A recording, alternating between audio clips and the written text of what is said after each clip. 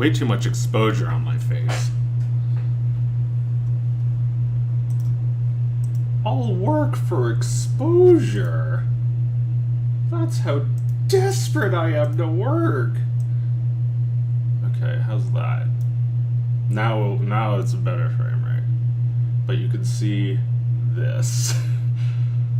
So I need some exposure.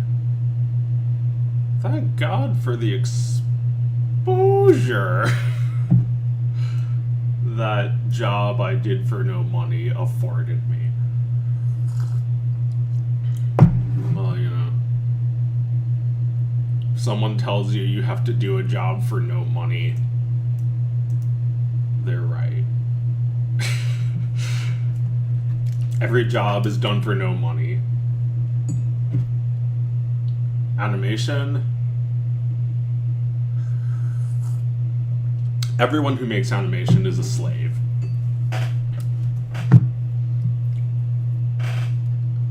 Craig of the Adventure Time universe.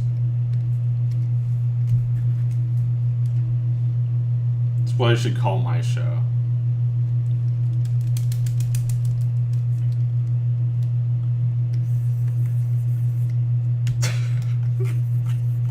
That was there the whole time.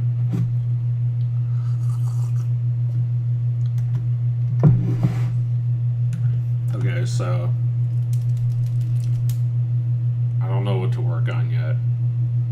I need to ease back into routines.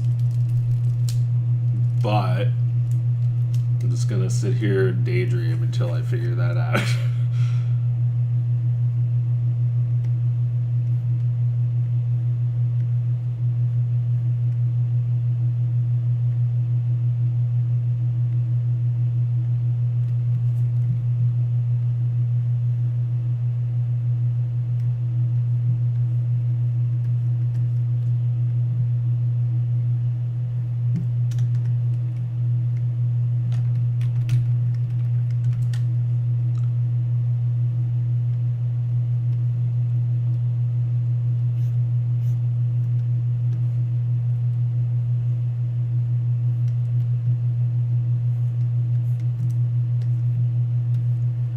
I have a few unfinished videos that I need to finish. I haven't decided which ones I want to work on.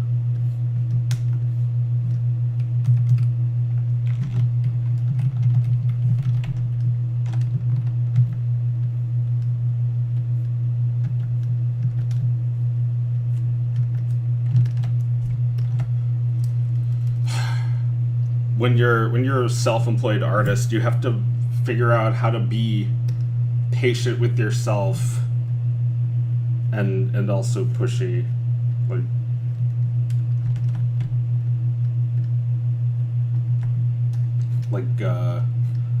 Remember that SpongeBob episode where he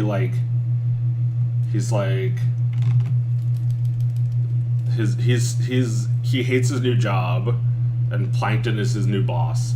So, like, when he doesn't want to work, he's like, nah, I don't really feel like it. That's what it's like working with this asshole. It's just been me for the past, 2 months. Nah, I don't really feel like it. Fucking piece of shit. I mean, he, meaning me, is good at what he does when he does it. Oh, here's some drawings I did before.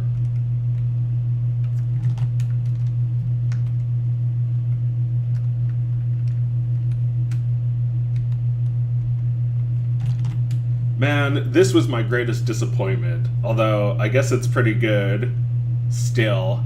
It's like, I wanted AI to make for me a squid king whose crown is a shrimp ring. And even when I made this really terrible Photoshop, it didn't work. So I suppose this is it. This is the art. I've made a lot of art by accident trying to get AI to do this or that. So so when you make AI art and it, paints the Mona Lisa with a mustache, it's like, that's not your art, but your prompt, Mona Lisa with a mustache, that's the art.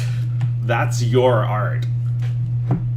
So a lot of the time I come up with prompts that are just funny, and unfortunately they don't work out. But that doesn't take away from the prompt being a good prompt.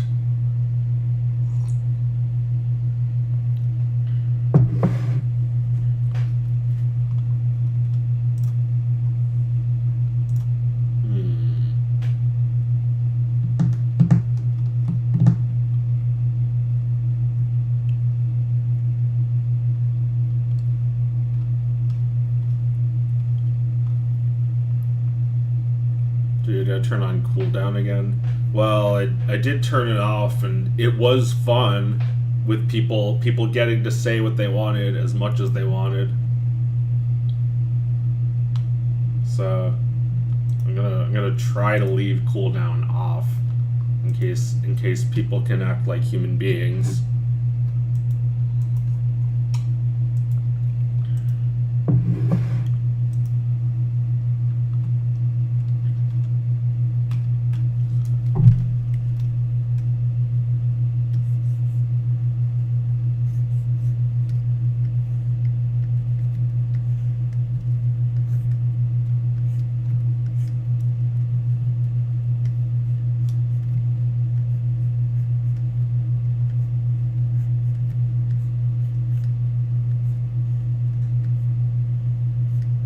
I don't know what I'm drawing. It's a building. It's like leaning over.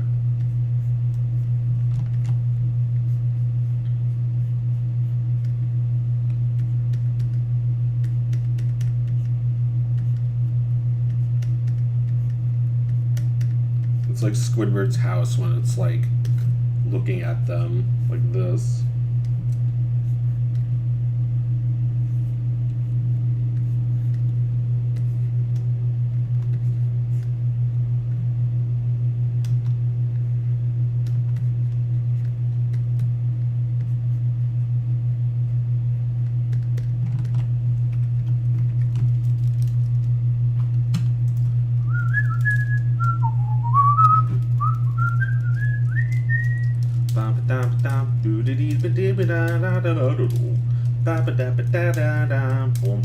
Okay, so here's the deal.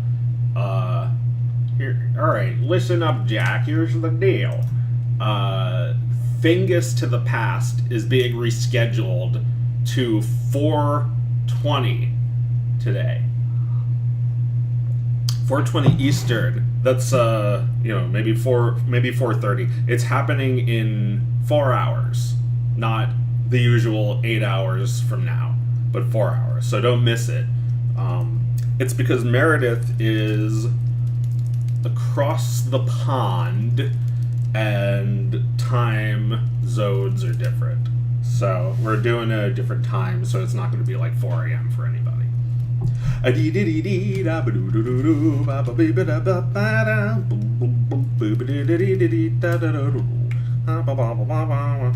The like Toontown buildings look like that, right? No, they just look like buildings. They should, though. We should play that game, the Roger Rabbit game for NES. God, what a stinky fucking shit of a game. But awesome music by David Wise. How's my whistling? Is it peaking? Is it too loud? Am I too loud? Am I too quiet? Oh, my mic is all the way up, and this I did not adjust because I haven't streamed in like forever. But I was working on I was playing with RVC, real time voice changer.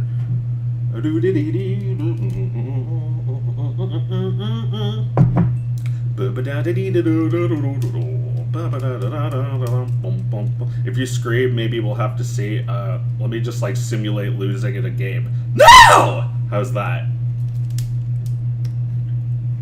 Is like I was watching some guy play Mario 64, and he was doing pretty good. He was like 50 minutes in, but then he started messing up and screaming, and people were in the chat were like, "My fucking ears," and I was also like, "My fucking ears." And it's like, no offense, but by the like third time a guy goes like, it's like time to stop watching their stream, right? You can't just like put up with that. Let's see.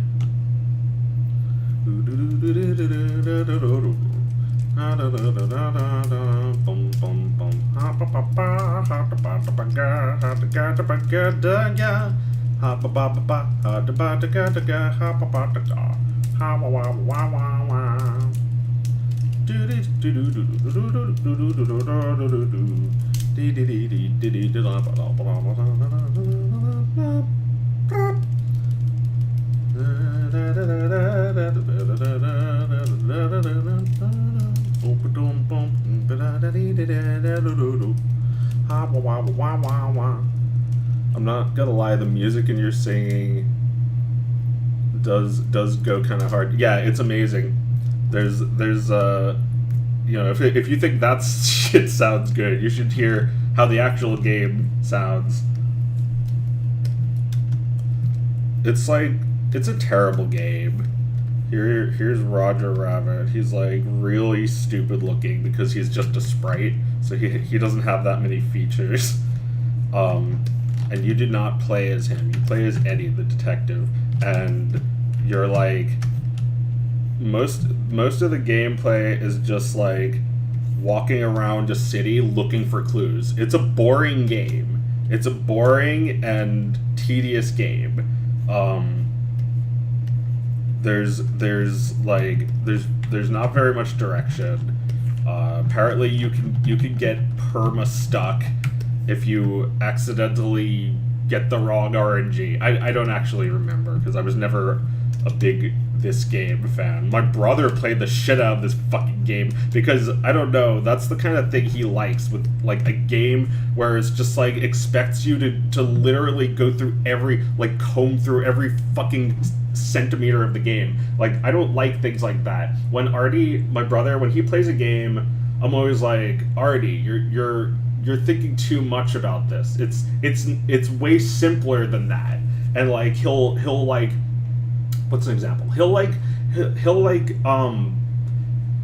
play all of Super Metroid, bombing every single wall, thinking that like there's something in the wall, that like this is, I guess, just how he's learned to play these games from like the original Metroid, where there was no X-ray thing that let you look through walls. So like just combing through an entire game. That's the kind of thing he likes. Or maybe he just thinks it's the thing to do. I don't know. You must like that, because everyone has a choice to play a game, and everyone has a choice to play it how they want to. If you want to play a game, if you want to play a Zelda game where you actually do the objectives, go right ahead. If you want to play a Zelda game where you just want to cut the grass, then maybe you're a little more like me. It's like sometimes I'll be playing Mario Sunshine, just like jumping around. Like my 5-year-old nephew does that too in Mario. It's like, I don't know, it's a way to play it. You just jump around the hub world. Who gives a shit? Don't tell me how to cut grass.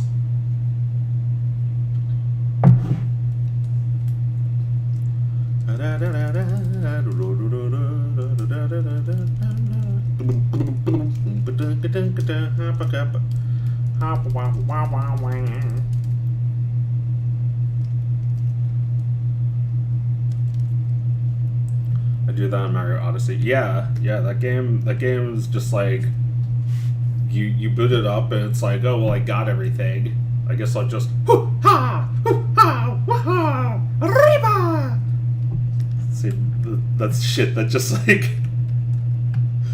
over and over, just like whoever can hear it, whoever's listening, like your mother or someone, is just losing their mind listening to that same 3 sound effects. cutting grass for half an hour. Anyway, I'm just sketching.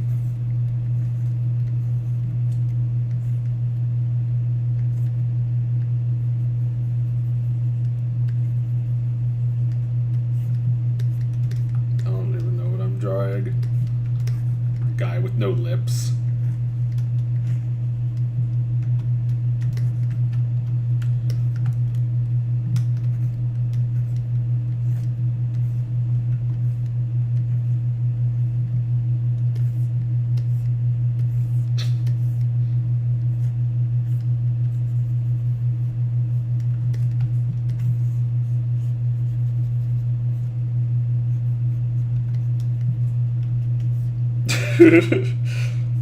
People who do this for a living deserve to be fired.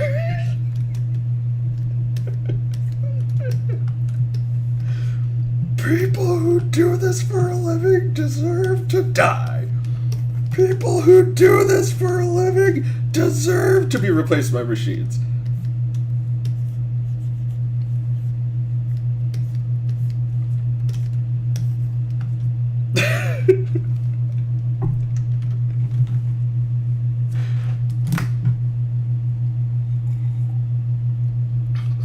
Why would Lord Hader believe that anyone deserves more respect?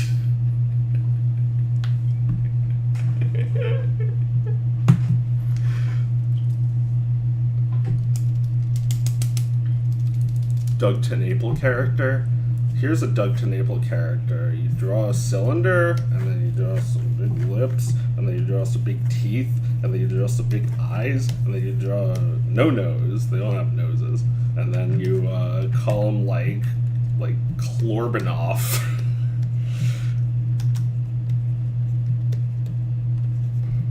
Maybe there's like a silent H in there. Nah, that's too German. I think keep it like Klorbanoff with one F, like he's Russian.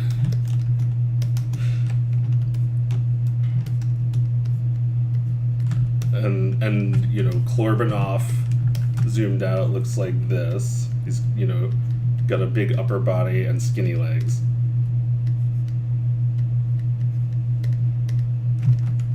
And he's got,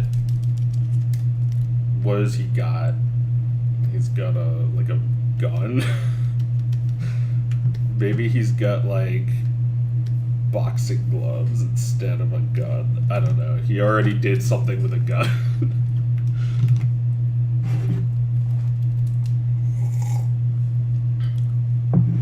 Draw a motherfucking piano. Mother trucking piano.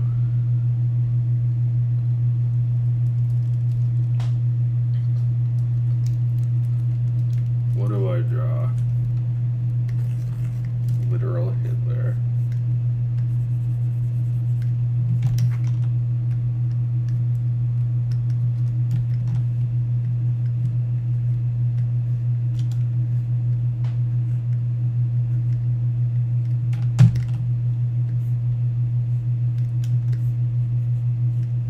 People who do this for a living deserve to be gassed.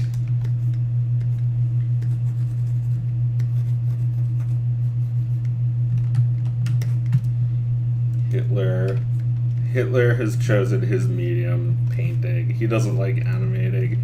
He thinks it's too Disney.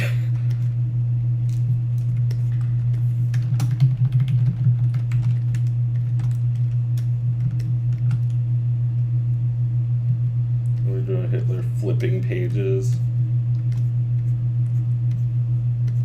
AI can't draw that. Can't draw Hitler, because you're not allowed.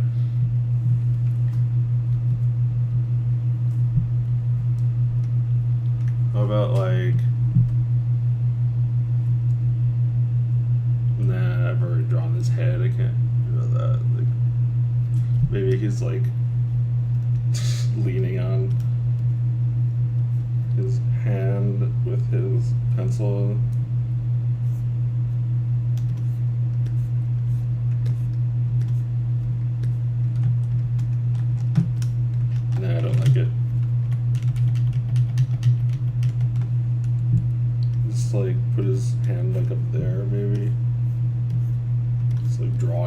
flipping.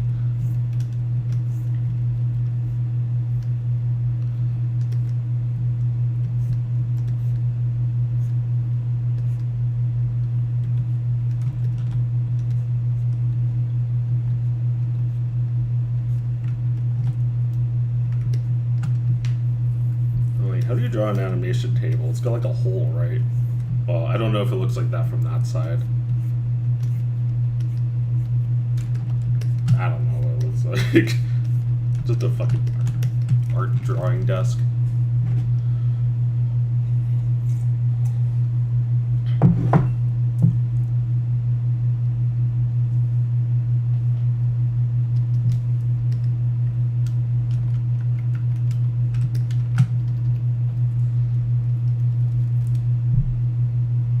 Man, I like how that show looked, but I didn't like the energy. It was just like too much energy or something. Like characters screaming. Like he screams in that clip. He's like, "Animation is so hard!" Ah! Like, calm down, fucker. There's too much screaming in that show and in the, like, Imaginary Friends show. That was just like a screaming show.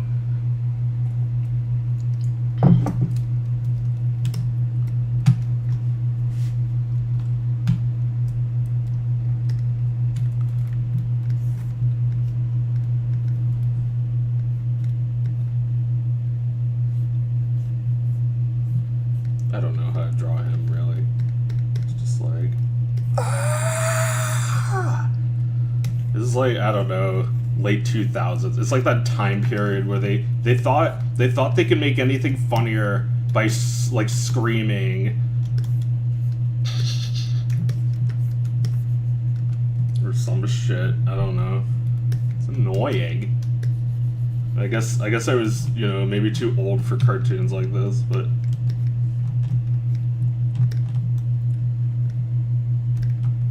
I feel like everyone who watches it was already a fan of the guy.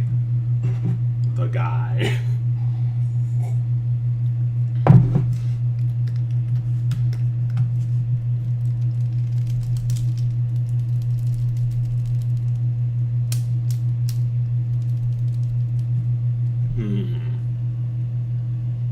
Make a sketch of Mario. AI can do it better. So what's the point? No, I mean, you know, I can make a really bad drawing of Mario with my eyes closed.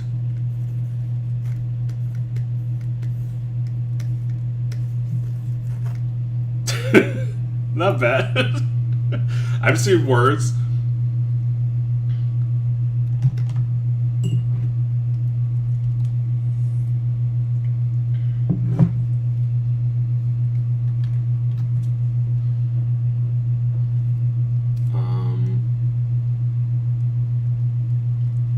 So let's see, what else is going on?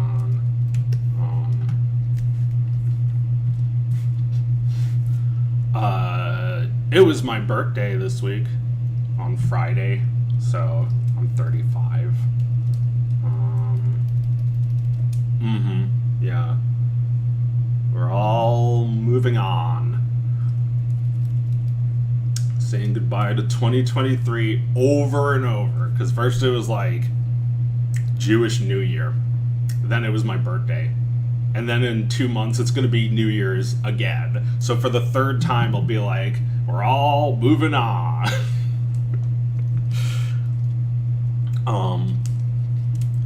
So yeah, that was nice. My birthday. Had some pizza and red wine and saw the Talking Heads in concert. Not really, but I saw a movie at an IMAX theater of the Talking Heads in concert. That was pretty sick. That movie was made in 1986 or 1984, and now I'm just seeing it. I was born in 1988. In case you didn't want to do math.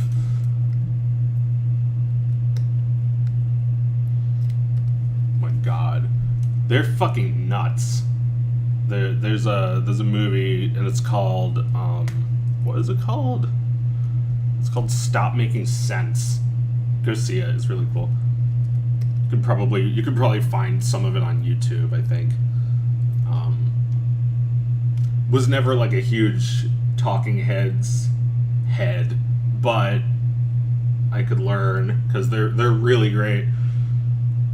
They're pretty fucking great. They have real like energy. Oh my god, I was like falling asleep because I was drunk and high and tired, but like the music was still blaring in my ears while I was sleeping. That was a weird experience.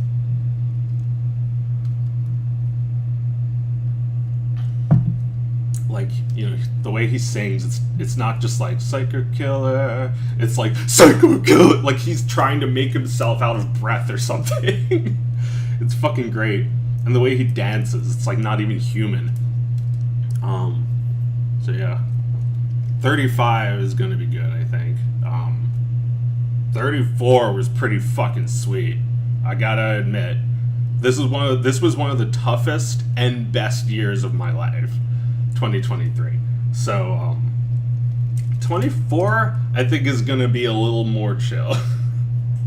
Hopefully. I think I'll probably have less major events happen to me, but still hoping to get some good work done.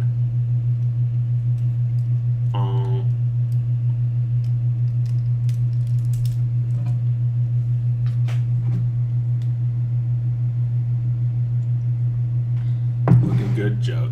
Thanks. I thought so too.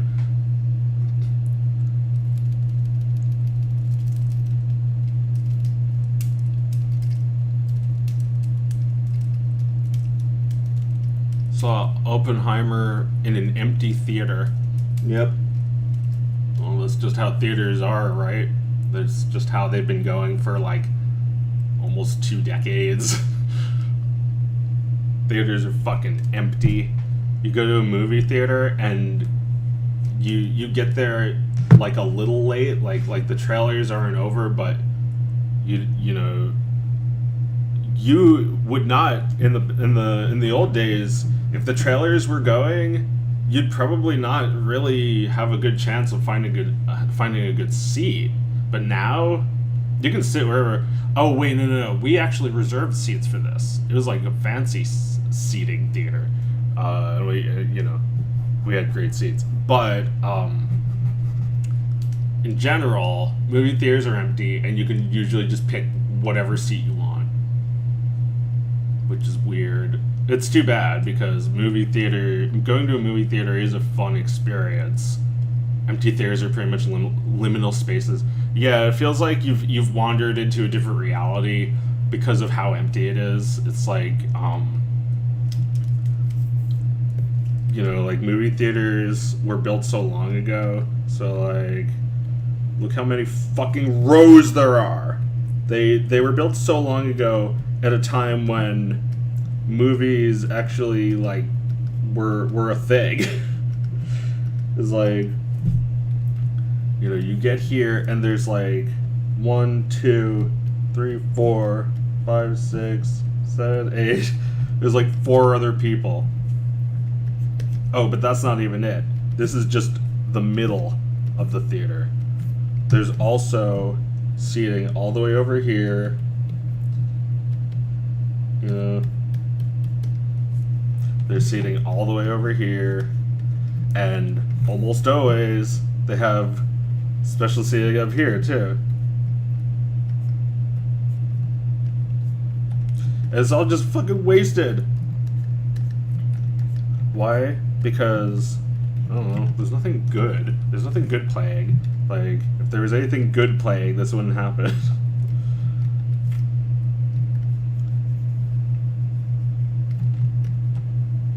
It's like, look how many people are here. It's like one guy, all by himself. I went to Oppenheimer with classmates and the theater was almost full. Well, that's cool. I suppose that's a big enough movie that I could fill a whole theater. usually when a movie comes out, no one's even like saying a damn thing about it. It's like you hear about, like, my experience with like movies now is not seeing them, but hearing about this movie that already has a sequel. It's like, are you going to see Oppenheimer 3? It's like, they already made another one? Wait, there was an Oppenheimer 2? And everyone's, just like, they've just moved on while I'm still living in the past. It's like, did you hear Loki season 2? It's like there's already a Loki show and it has a season 2. It's like, I hope that blah blah blah season 3. It's like, I didn't even know the show was out, and there's already going to be a season 3, and people are like hoping that their ship will become true in season 3. I don't fucking know. I don't watch these shows. I don't watch anything. The only thing I watch is like boring Super Mario speedrunners on Twitch. I'm like bored out of my mind watching them. No offense, I mean, I do find it to be a fun sport, but it's pretty dull. It can get pretty dull when it's just like training.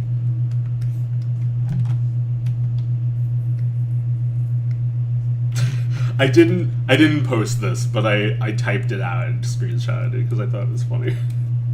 Someone was like, check out my portable N64, and I was like, I hope you drop it.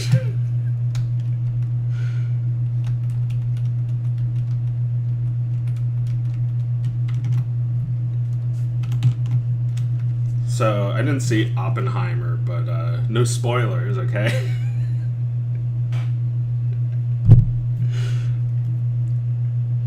Here's my impression of Oppenheimer.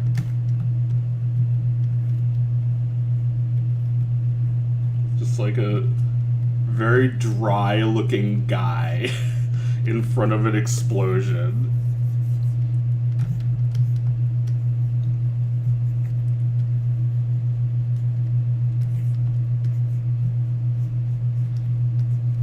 It's like the entire theater is full.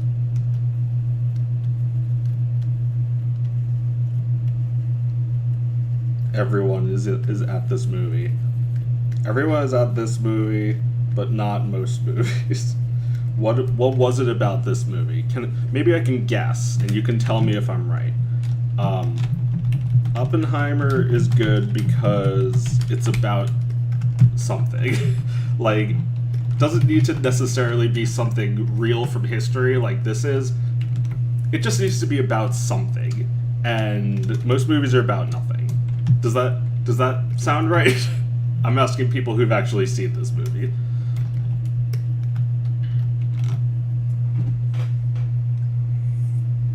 I mean, it seems as if the simple answer is that it's good, right? It's just like a good movie. I don't know who's in it. I don't know who directed it. I don't know what makes it good. But, it's more than 4 people watching this movie. It's like a whole theater. I mean, one person said the theater was empty. One person said the theater was full. So it really has to do with, like, the theater and the location of the theater, right?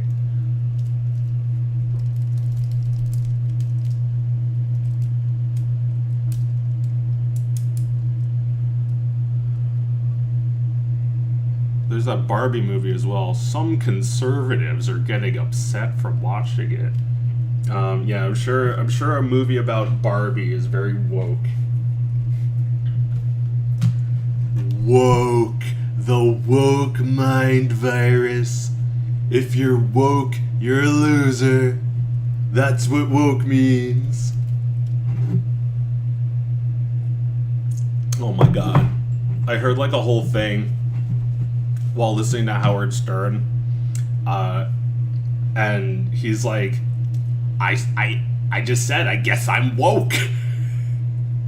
It's like the dumbest shit ever. He's so not woke. He's like a billionaire. He thinks that makes him woke, that he agrees with the vaccine and conservatives are agreeing. Like, Trump is getting mad, calling him woke. Well, I get what they're saying, that his show's not good anymore because there's too much like there's too much like what do you call it? Like laid back liberal humor, I guess. Like shit you didn't really pull much of a muscle to come up with.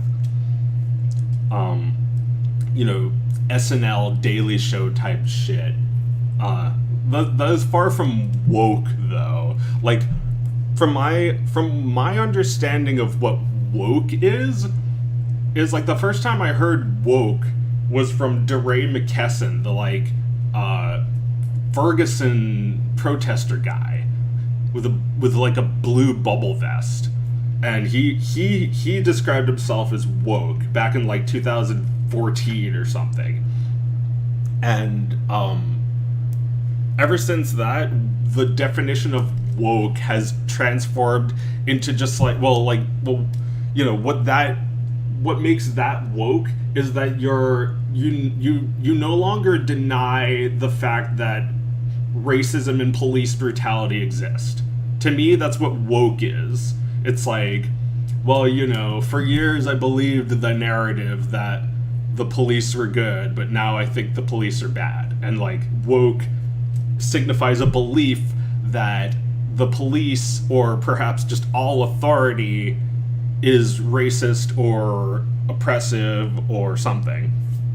And to stand up to that, to defy that, is to be woke. Like you were under a spell, you were dreaming, now you're awake. But now you don't have to do anything. You don't have to protest or put yourself in harm's way to be woke. You just need to agree with SNL's politics.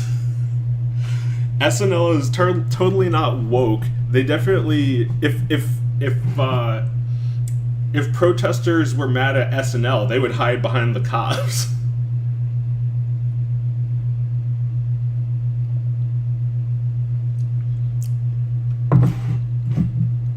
I just drank like a whole tablespoonful of coffee dregs.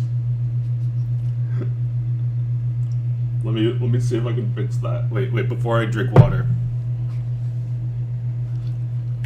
Where's the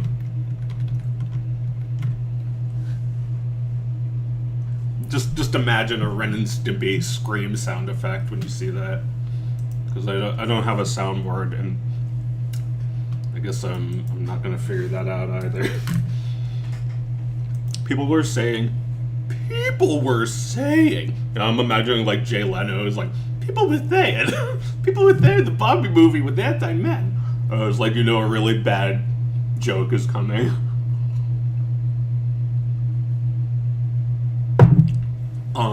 Anti-men. All right. Here's my second edition of guessing what it's like. It's like, here's Ken, right? This is why the Barbie movie was anti-men, according to my imagination. It's like you have Ken, who is just like the perfect man, right? He's got a nice smile. He never takes the spotlight from Barbie. He's always just like supportive and hunky and perfect, right? And he's not too smart. So he'll never be able to leave Barbie.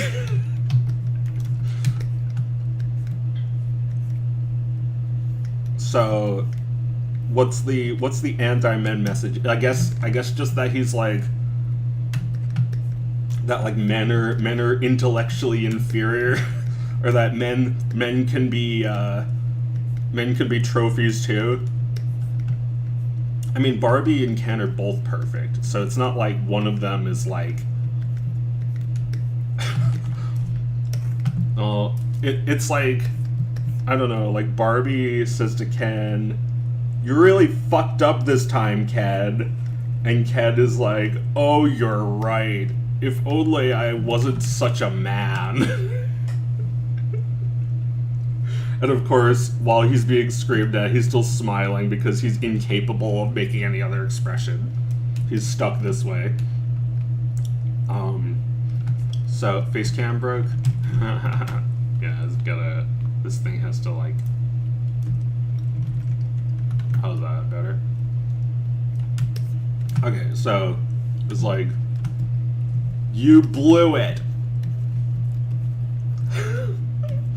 and the conservatives, you know, they picked up on that.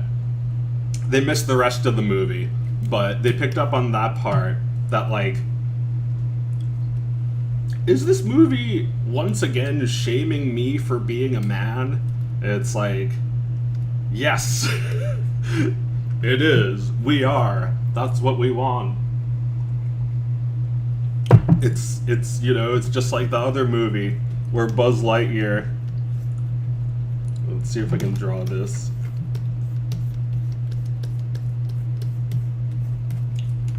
He's, you know, Buzz Lightyear Space Ranger, but, you know, fuck that.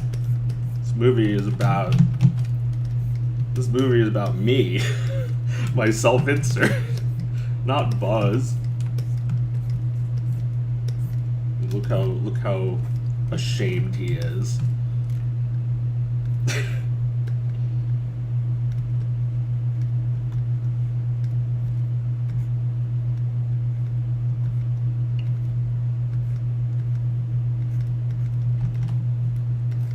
It's the same shit. The shame shit. It's like, you really. This is all I know about this movie because I didn't watch it. I just read on Wikipedia that, like, Buzz crashes their ship or something, and it's like the whole movie he's just like, I really fucked up. This is how you write a movie. This is how you write a movie right now. You take a pre-established concept, you single out the man character, you make him overconfident, and then all the women tell him why he fucked up. Right? This is what movies I never watch are like. So, like, let's see, what else do I know about the Buzz Lightyear movie? That there's like a cat.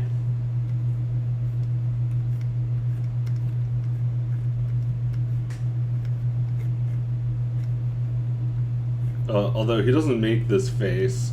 That's, you know, that's too much confidence. Instead, he's just like your average Pixar character now. Just like stupid eyes. But it's still Buzz. It's still Buzz, guys. Still give us your money.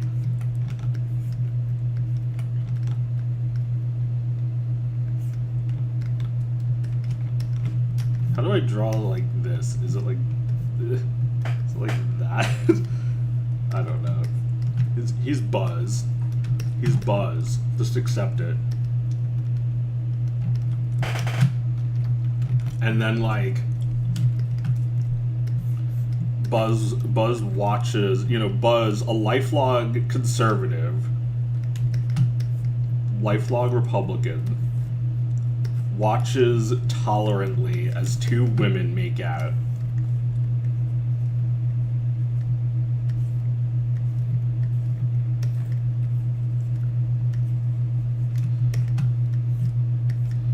You know, he hates them. He wants to eliminate their human rights. But for now, he'll just smile tolerantly. And, you know, give his half-hearted approval to this thing that's playing out in front of him.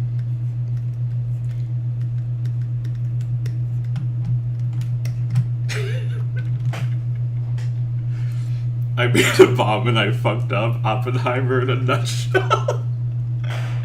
Yes, that's what Barbenheimer is about. It's about Barbie's husband, Oppenheimer, is working on the atomic bomb. He's, you know, here he is with his pencil and paper. And meanwhile, Barbie is feeling neglected. Like, you didn't even say anything about my hair. And like, you know, to be fair, she did spend like 14 hours on her hair. So like the relationship starts to go sour. And he's like, you know, he's only like 3 lines away from completing the bomb. And then when the bomb goes off and the war is won, like a few days later, the war is just like considered over for the entire world. Barbie just looks out the window and she's like, "You really fucked up, Oppenheimer. You really blew it, motherfucker." And, you know, she just leaves forever after that.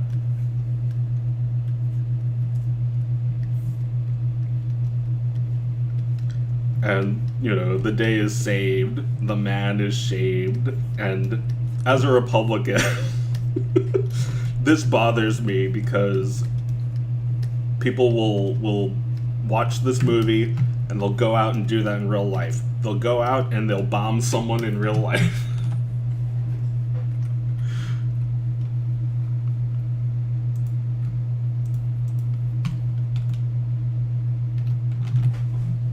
Anyway, we need Pizza Wars too.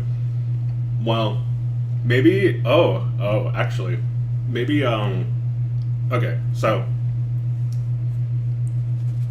I still believe in Macromedia Flash. I'm still gonna make stuff in Flash, but Pizza Wars is an all new thing. It's an all new medium. It's AI generated. That when I made that, I was like, this can't be animated by hand. This needs to be created by a computer. Pizza Wars will be AI generated if I ever make it. I won't make Pizza Wars 2. I'll just do Pizza Wars Deluxe. I would love to do Pizza Wars Deluxe with AI because now you can do that shit. Fuck. I used up all of my tokens, so I can't do Alex Jones as a chef breaking through multiple walls. I can try it with Midjourney, but it's not going to come out very well. Okay, so big AI news.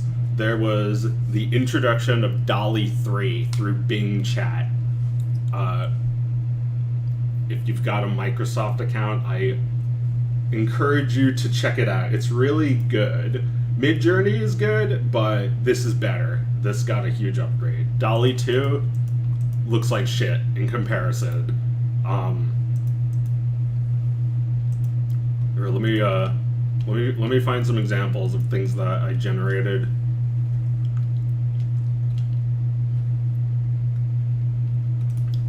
Here's one.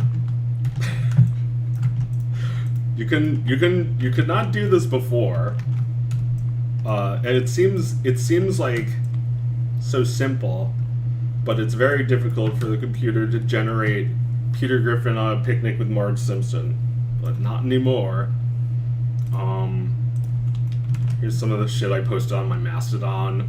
Just Wario hauling a giant cart full of gold coins. Ninja Turtles. This one is called The Only Key You'll Ever Need. Yeah, they have text now. This was like the first one I did. It's like before you couldn't do Mario and Sonic, or it would just like combine them into one, or it'd make Mario and another Mario. But now it can like understand different subjects, which is good. Dirty Dan. Oh, and here's one I thought was cool, just because like the last time I attempted it, it just gave me rappers with dogs. It didn't give me dog rappers on Midjourney. So now it gets that concept with no mistakes. It's like only like one of the 4 images it generated were a guy and a dog. And the text is like 2 out of every 3 times it's perfect. So this one was Squidward 10 minutes after saying he can't stand AI. Me and the bestie. This was SpongeBob and Mad Max. Here is a fursuit in a debate. T-Rex with a cowboy hat and original character Blahnik. Okay, so this one, I want to find the comparison, because this one was one of the first things I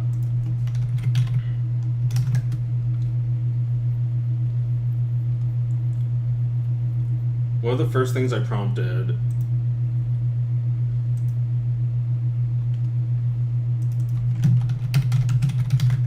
Where is it?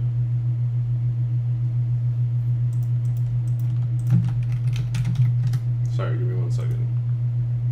Okay, so this was like back in like early 20. Wait, let me undo all this shit. In like early 2022, I made this. Bugs Bunny stands before Daffy Duck, Emperor of the Galaxy. Right? And this was the good one. This was one of the ones that was actually decent enough. It got Bugs, it got Daffy. It understands that one's a duck and one's a rabbit. It actually got two subjects instead of just like combining them or giving me like literal bugs. Now, that was DALL-E 2. This is DALL-E 3. Utterly fucking mind-blowing. It's like a huge leap forward, and that was a year ago. It understands so much better what I was going for, and it's so much better at drawing. And like, the hands are just as fucked up, but a bunch of other things are working perfectly. Like, look at that Bugs. Bugs does not look like he has a single error. Daffy, his hands are a little fucked up. He has no feet. This thing looks like a mistake. Like, he shouldn't have Bugs's muzzle. He has, like, white feathers that look like Bugs's face. But, like, look at this art style. This looks just like fucking Looney Tunes back in action. Like, if this shit could animate, like, if you could just, like, generate a play button, like that, and just hit play on that, God, we wouldn't need fucking movies. We wouldn't need movie theaters. We wouldn't need Hollywood. Oh my God, sign me the fuck up.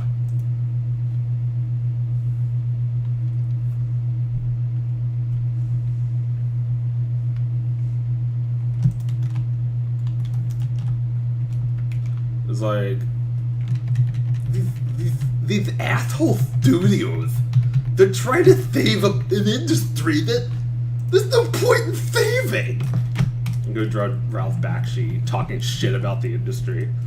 Like, why do you need a cartoon with a cat chasing a mouse in 1956? Why do you need it? If it's not new, you're not doing something new for it, then it has to go. And I still feel that way. I'm a corny guy, okay? I believe in ninth inning home runs. This dude is my hero. Eddie's awful.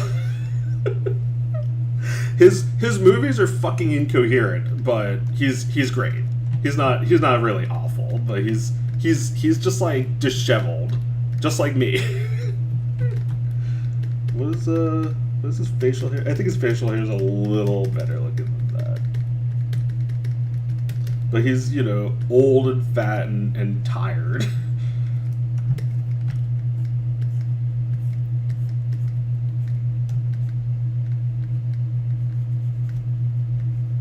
I didn't go for Disney bullshit.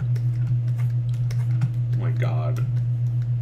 Can't even overstate how important this guy's words were to me when I was like 20.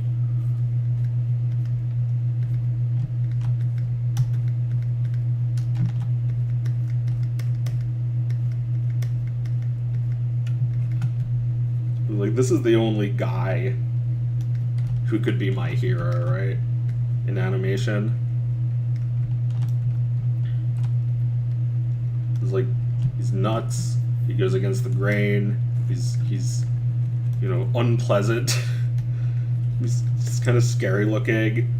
His movies are kind of, what the fuck was that?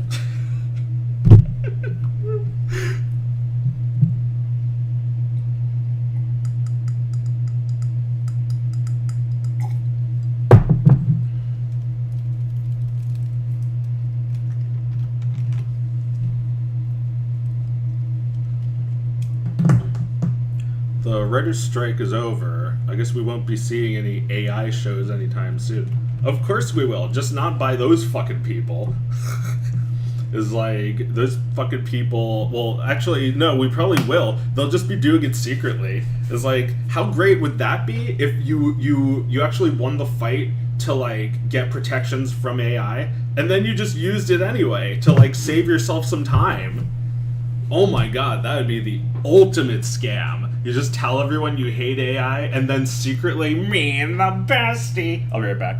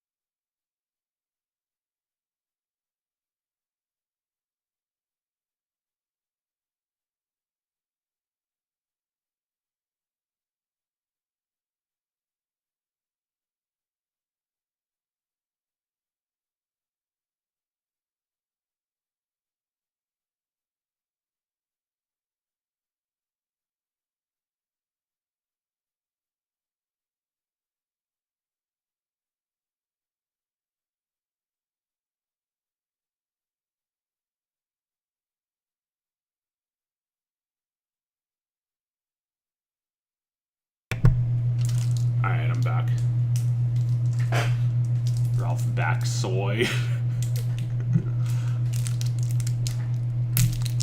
Where, well, yeah.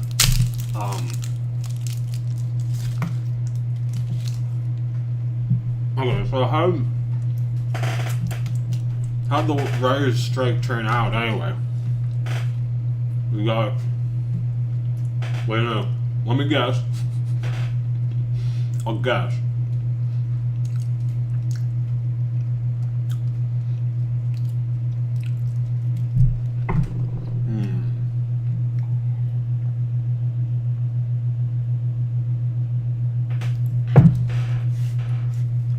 It's like that scene in Better Call Saul when Hector is like, he's like intimidating that man who runs like a car wash or something. I don't remember. He's like an auto mechanic and his son is in the mob. And the mob boss, Hector, goes to him and he's like, he puts down like $3 on the table. He makes like these tiny little stacks of money. And it's like, you see all that? That's all for you, my friend. That's what the writers' strike deal was like, right? And like the dad just like looks at the money all insulted, but I think he ends up taking it anyway.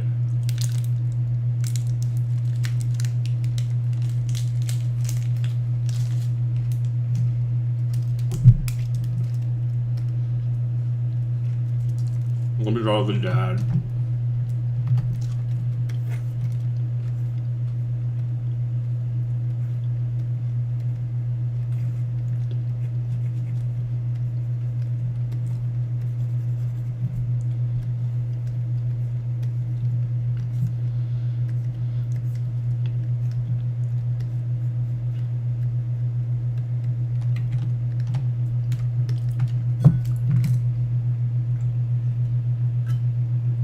Dear Hector impression. Alright, I'll give it a shot. I need my camera for this.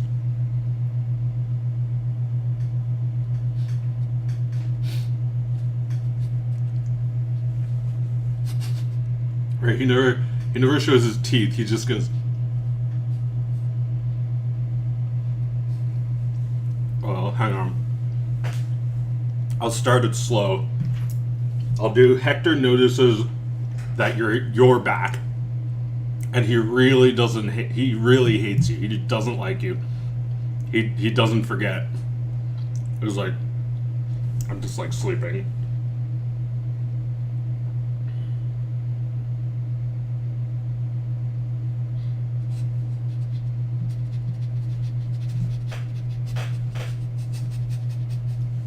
Yeah, like when Hector sees Gus, he's just like.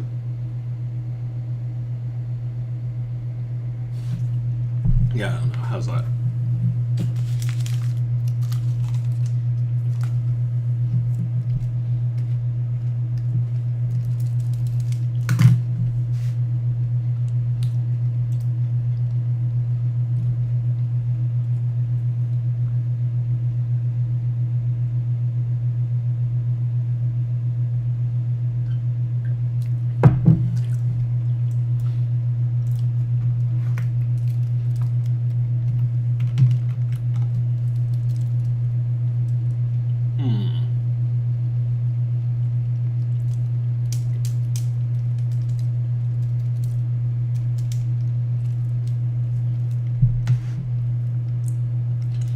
So like,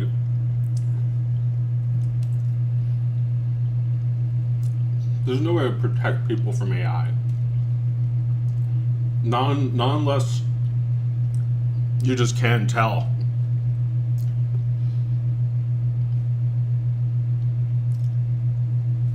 I mean, not unless you can tell that it's AI. that that ship has sailed. Pretty soon, you're gonna be able to slip it in like sawdust into the mixture, and people won't notice.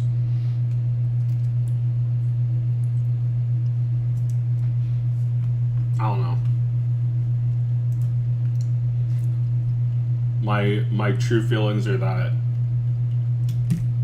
this is better than what most people can do, and most people should give up.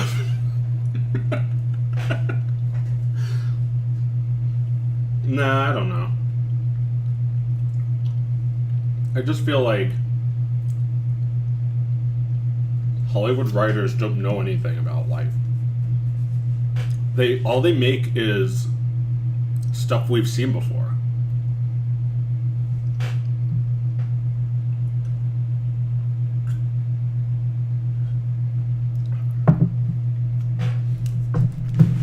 Like, are we really gonna fight for the rights of the people who made, like, Velma? Like, I don't care if you get replaced by an AI voice. Why should anyone? This is like Velma, but she's not Velma. She's actually, like, insufferable. The only thing missing is her going, like, ah, constantly.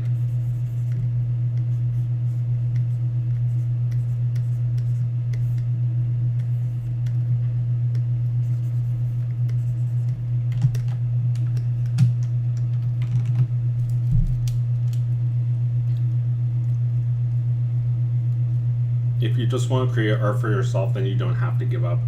Yeah, I feel like the people who probably should give up are like people who don't really have the passion, that they just want a job.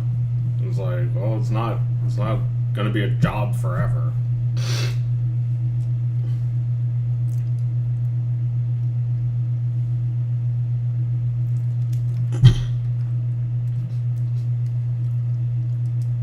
You know, every cartoon is just Craig of the Adventure Time universe. It's like, these are formulas. We can replace the people who make these things. I don't know. I feel like a computer would not be any better, but it wouldn't be much worse.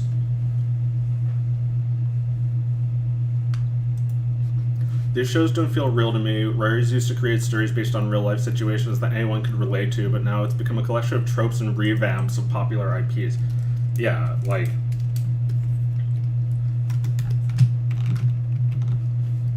Craig of the Adventure Time universe is just it's just your, show about your average protagonist making, this face.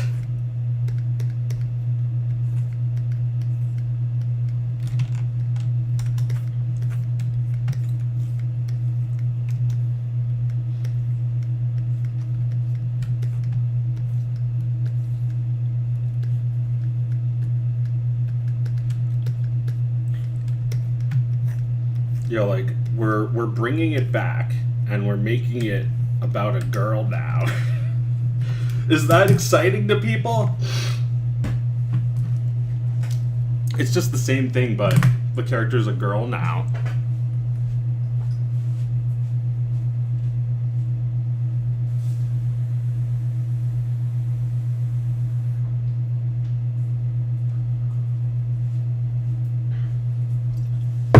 Normal show, but a horse guy.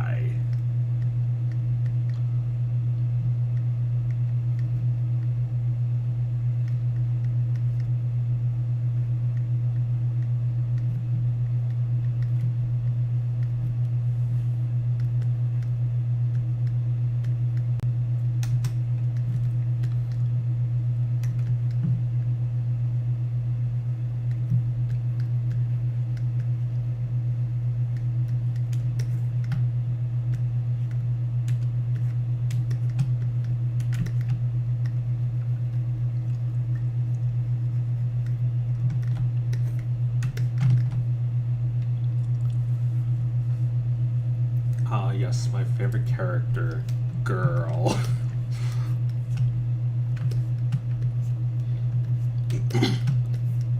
Yes, my favorite character from Audrey and Victor. Generic girl.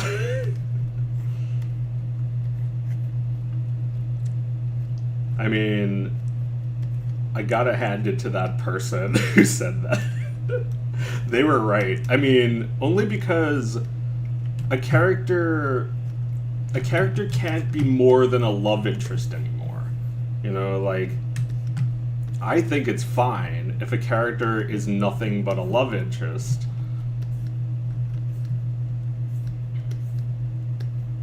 It's like, that's what they are to the story.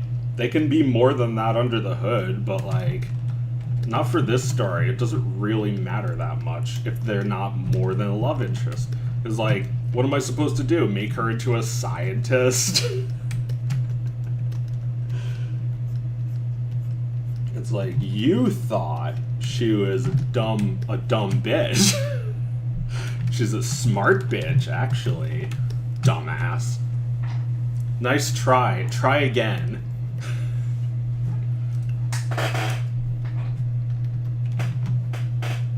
How else are you gonna make something not generic? Stupid. That's just Johnny Test. This is how a straight man eats a banana. Crack. Just eating a banana, peeling it normally, and then oh man, I don't have the right prop for this, unfortunately. If I had a paring knife, that would make this so funny.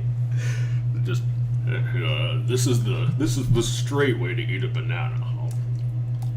Like corn on the cob. I've seen how some of you men eat bananas. Not for me. To each his own.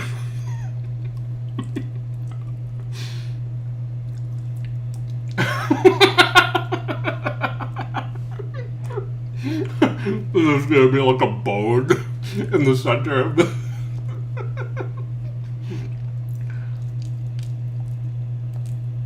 Oh, alright. I gotta get rid of my banana core. Oh. Nobody saw that.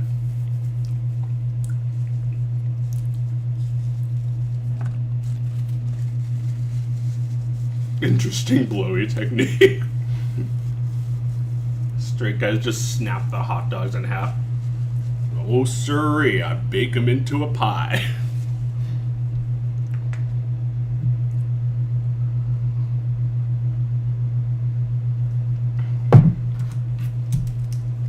Alright, what were we doing? Oh yeah, I was ridiculing something.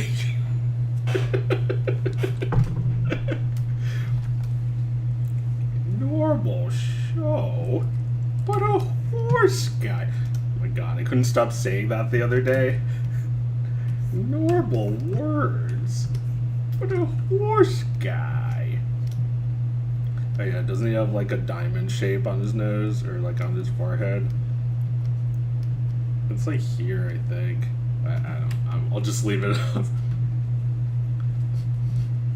Normal. Wait, no. He's also like posed like this, like saying it very matter-of-factly. Man, I'm like 67. I still don't know how to draw like that.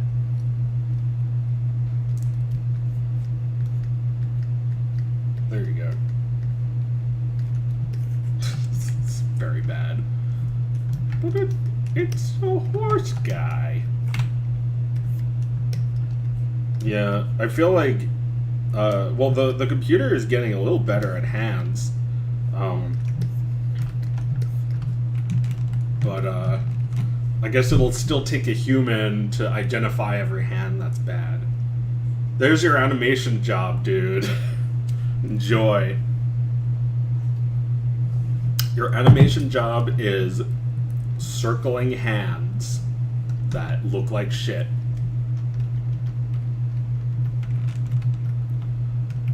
normal hands, but a horse guy. We need episode 3 to dog. Someday, maybe. But you have to be patient. Maybe the message should be about patience, since I didn't really hammer that one in the last one.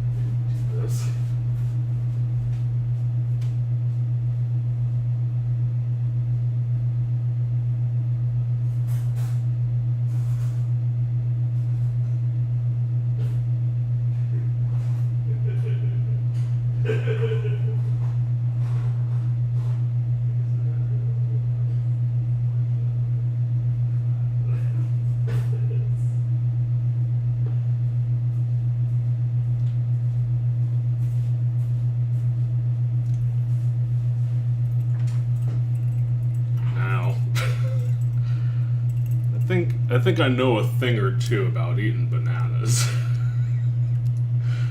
You cut them into little slivers. And you eat them one at a time.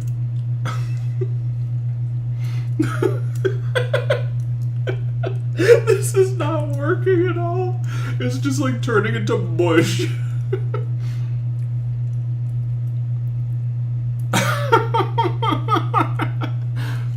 I don't have a knife for this. I had the perfect knife to do this with. I can't find it. I think I got rid of it by accident.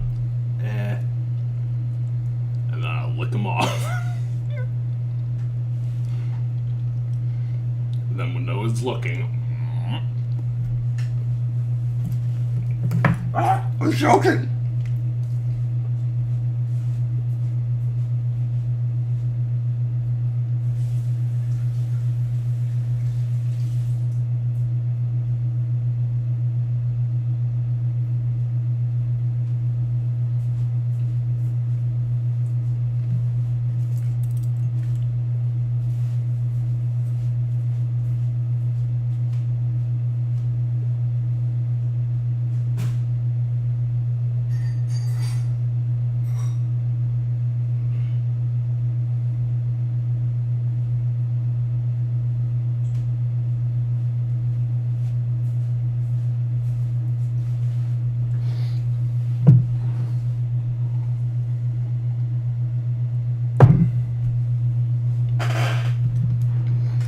Dog of Wisdom 3 should have a lovable character die and then come back on the 4th reincarnated as AI. Jesus! Oh my god. You know, for once, I wanted not to piss off all of the fads I have.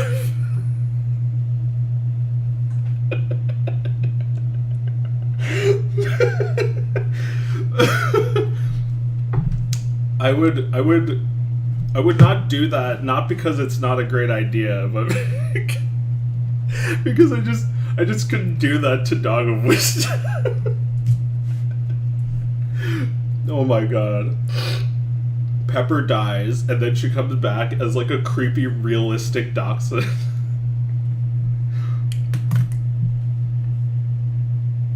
Oh my god. That's just what you get into. That's just like the kind of shit you get into when you're just completely out of ideas, except for the idea that this will make money no matter what.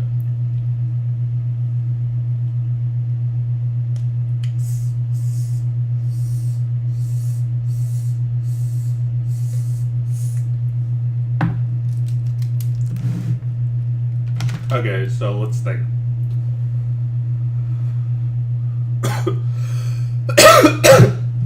If I went completely off the rails, completely just like 100% sell out, milking it with Dog of Wisdom, how would that go? You know, I'm saying it hypothetically, but I do have every right to do that. I don't know, I guess it would just become like all of a sudden like really dramatic or some shit. Whereas just like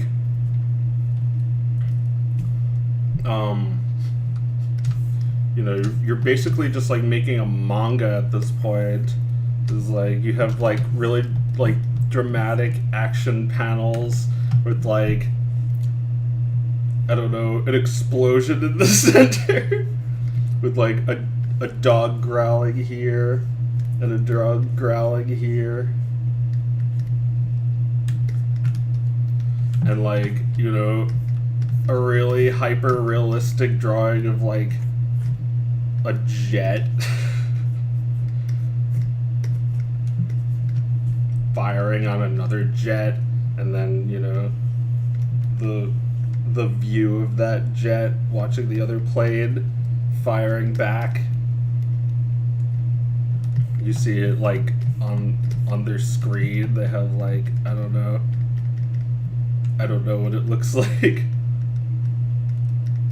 But, you know, in this situation, I would like do a lot of research on aviation and like war and planes and shit, and get like the fullest amount of accuracy for this video. I didn't even look up a fucking plane seat when I made that seat in Dog Wisdom 2. It looks like garbage. It looks like shit and no one cared.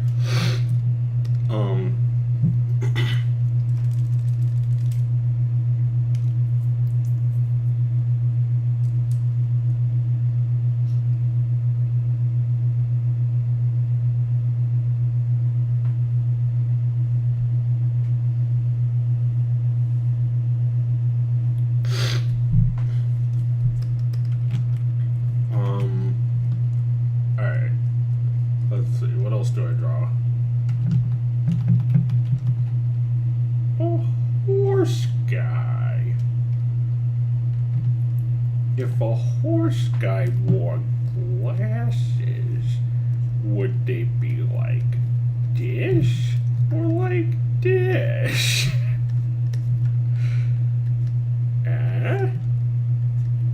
Really makes you think about horse guys.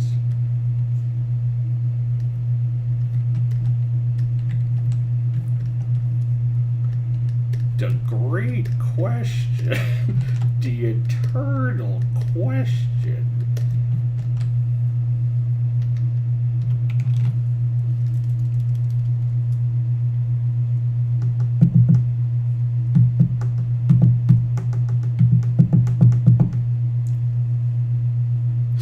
The Dog of Wisdom 5 would be the real Dog of Wisdom's ghost coming to invade the properties of the AI. This sounds pretty bad. Maybe I could sell out and do that.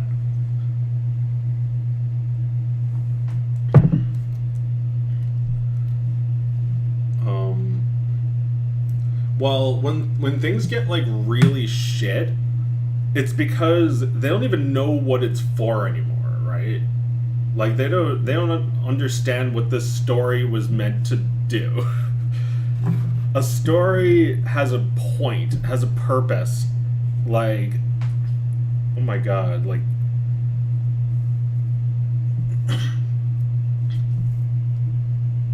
I feel like, yeah, like a story just like loses its purpose if it goes on too long, right? And they start like exploring these stupid things, like, why is Milhouse's hair blue?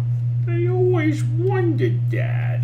It's like, it's just a fucking geek with a big nose. We don't need to know about his like genetics. I mean, you know, the fact that his parents are brother and sister, we need to know that. But how to get blue hair, how they get blue hair, that's the kind of interesting stories we get from like Marvel and DC, right? Like we get like Disney comes up with like interesting backstories for Star Wars whatevers. And it's like, I didn't care, I didn't ask. In fact, the fact that I didn't know was what was cool. Like, I didn't see the fucking Han Solo the movie, but there's no way that that's good, because they take a line that's it's like better you don't know what exactly he's talking about. He's like, here's Han Solo in the first Star Wars movie. He's like, you're the Han Solo? He's like, yeah, I did the Smorgas run in 5 or 6 P-Clorbs. And it's like, we don't have to know what all that bullshit means. It just sounds cool, okay? Stop showing it.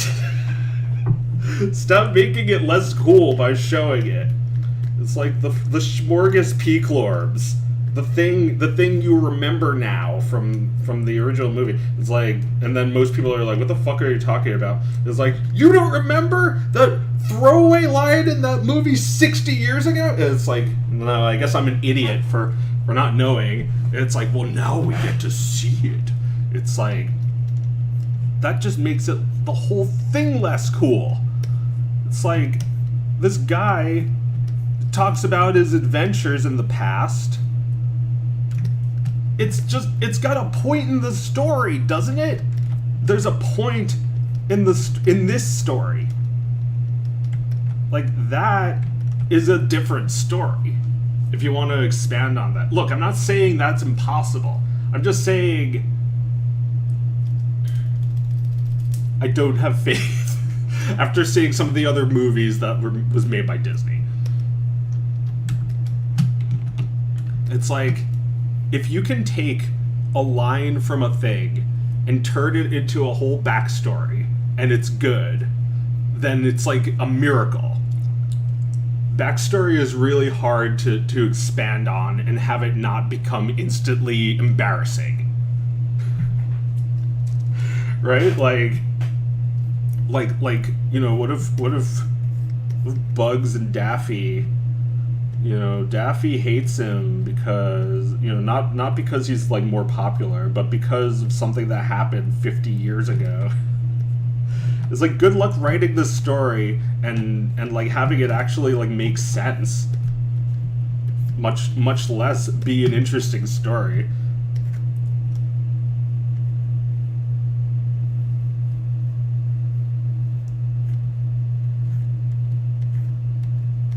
Right. It's like, it's always something like, I hate you because father loved you more, or something like that. Like, there's a twist that they're brothers, and it's actually a really simple explanation.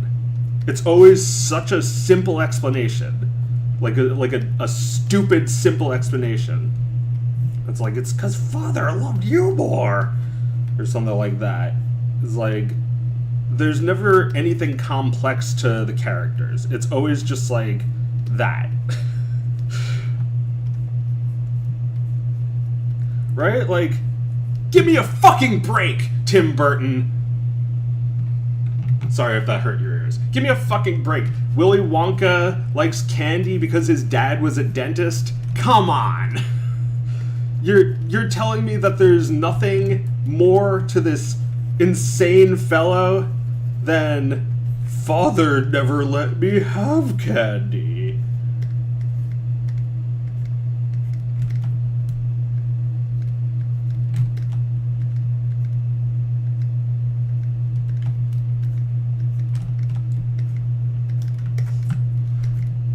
It's like, you know, he's Willy Wonka, but he's Tim Burton.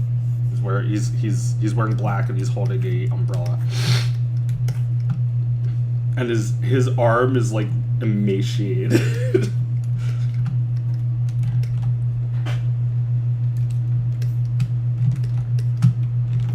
And, like, you know, behind him is his disapproving doctor father who always said, too much sweets will ruin your teeth.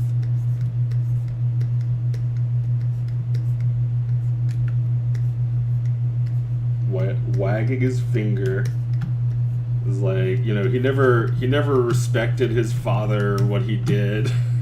He just resented it.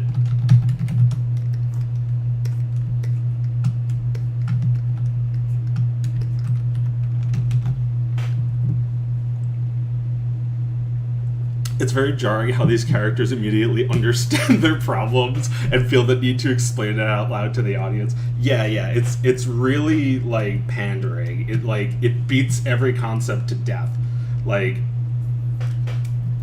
yeah, like how does Daffy even know this is why he hates bugs? Like, he might not even realize like this is the sort of thing that a therapist draws out of you slowly that you'd never even want to admit. But like, yeah, in this new Looney Tunes adaptation, it turns out, because you know that this now affects every existing Bugs and Daffy film in existence. It turns out that they were brothers this whole time. Look, Austin Powers did this, but it was a parody. They joked about it. It doesn't especially matter because the whole movie's a joke. But like, they did that shit as a you know, as part of a parody that it turns out that Austin and Dr. Evil were brothers. And that's funny because it doesn't actually matter. It doesn't actually affect the original movie because you know it's just bullshit. You know it's just made up just now. But there are movies now who are doing that sincerely and like doing it to every conceivable existing IP. This doing this stupid shit. That was a joke in Austin Powers.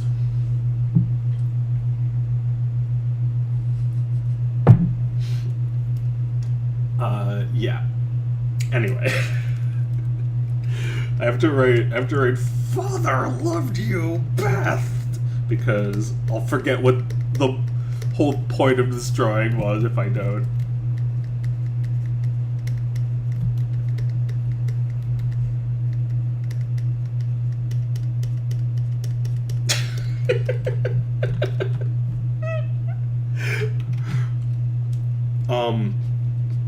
Yeah. Give me a fucking break, Tim fucking Burton. Give me a break with this shit. It's like, there's no complex reasons why someone would become Willy Wonka. It's always something really simple. You know, like one event in their life. One death. One disappointment. I mean, the Incredibles did that, and it was sort of believable because the character was a villain. So, like, he was bad to, like, blame all of his problems on this guy he didn't even know. And then, like, you know, say that one event had an effect on him.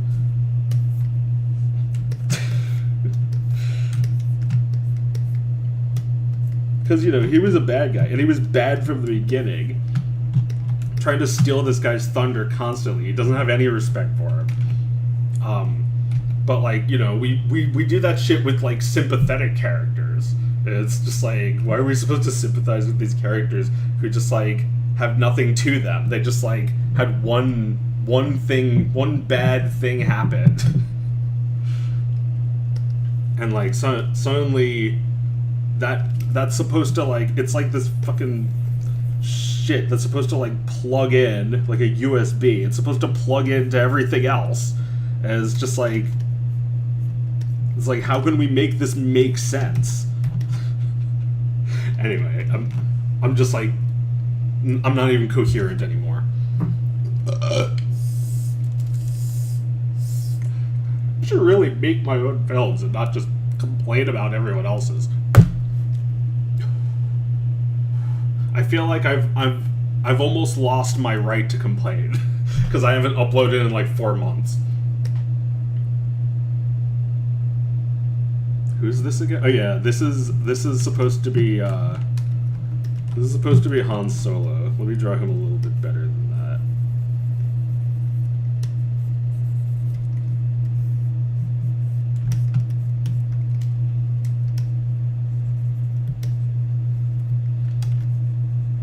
It's like, okay, so he says we did the Kepler run in 6 parsecs or whatever, something like that. I should not be able to go on Wikipedia and find out what the Kepler run is or what a parsec is. I should not be able to know those things. That is a wrong thing. That is wrong that I can do that. Here, let Let me find it. Kepler run? Kepler? Do we even know how it's spelled? Is Kepler even what it's called? Kessel run, that's it. Did Han Solo say he made the Kessel run in 12 parsecs? It's like Kessel run. I can look it up. Wikipedia. How long is it? 1, 2, 3. It's like 3 pages long. There's a whole page of there's a whole section that like explains what it is. There's behind the scenes, there's appearances, and then there's all the sources, notes, and references it gives. Oh, also in other languages. I can read this, but I'd rather not. Was George Lucas imagining this when he came up with it? He might have been, actually. He might have been. But there's a TV trope called the what was it? The TV trope that's like conserve all detail as much as possible. The only reason this is even mentioned is because it's like he's trying to brag about his past accomplishments.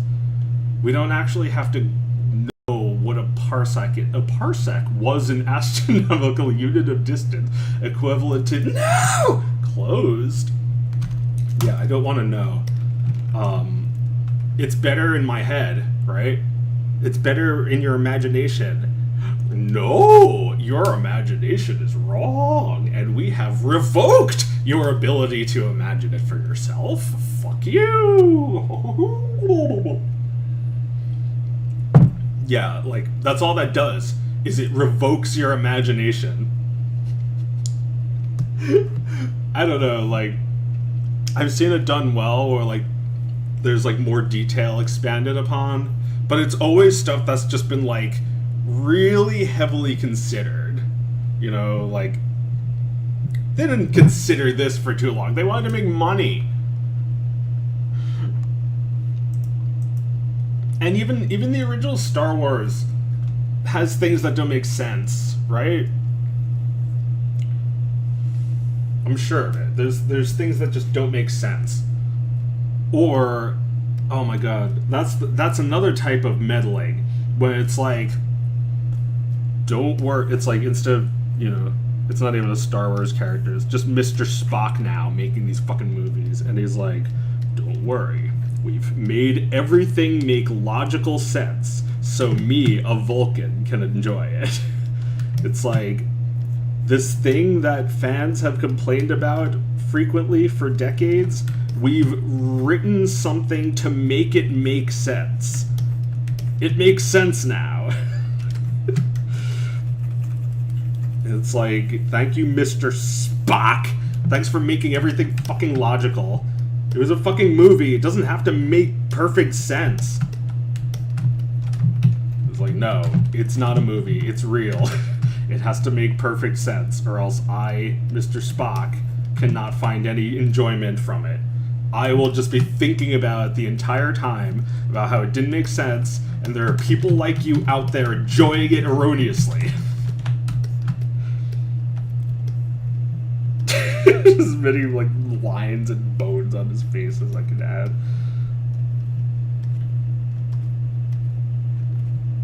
Like, doesn't it fucking feel like that? That, like, your imagination has to be scrubbed away. Your ability to ignore little mistakes and plot holes that needs to be taken away too.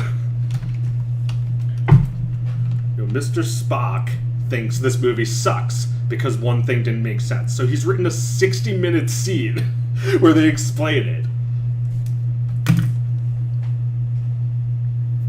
People who do this for a living deserve to die.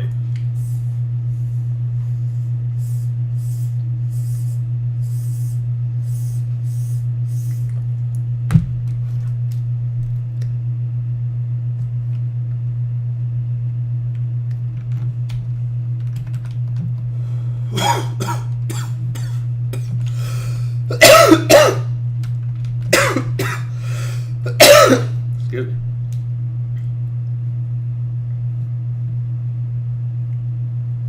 So yeah, you have Lord Hitler deciding that animation is too much work,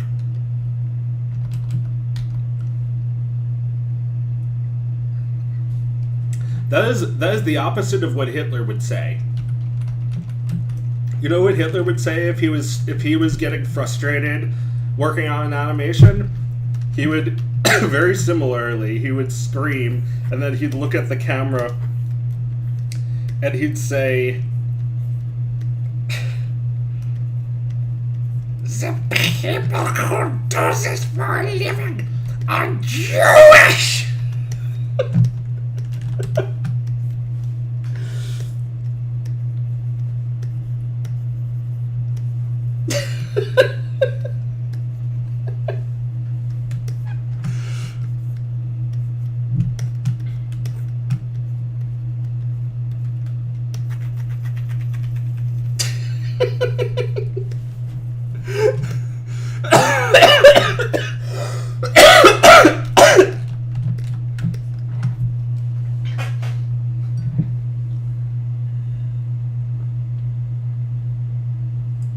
And then he'd make a blog complaining about how they didn't hire him because they're Jewish.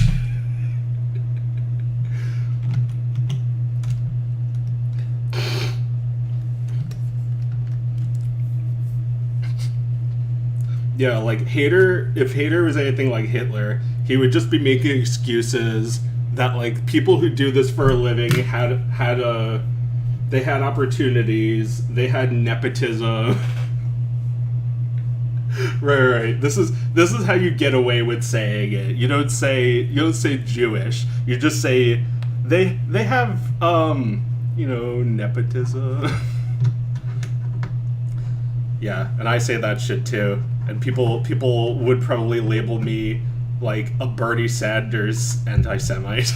A Jewish guy who says that I have a few criticisms of Israel, and it's like, oh, well, that makes you an anti-Semite, actually. Sorry, play again. It's like the people telling him that are not even Jewish, and he's like, obviously I support Israel. I have relatives in Israel. I mean, just look at me.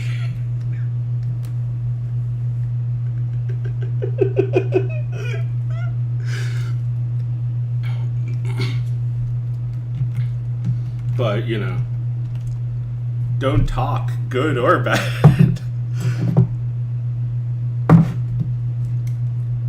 You'll be like Kanye in my cartoon. He's just like, I'm still talking about this, and that's why people are mad.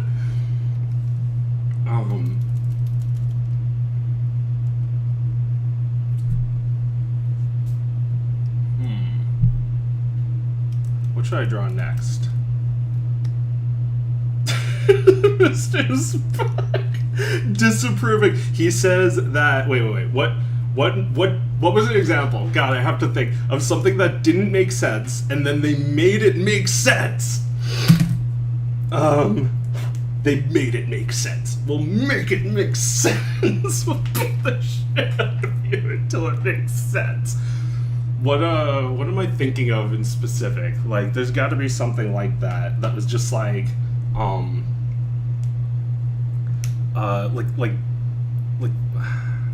it had to be something I actually watched, right? Could it? Okay, I'm thinking of like Final Fantasy VII Remake. Is there something in that? It didn't make sense, so we made it make sense. Oh my God, we have to make fun of that. We have to talk about that later. We gotta talk about Final Fantasy VII Remake on Thingus. Holy shit. Yeah, we gotta crack that one open.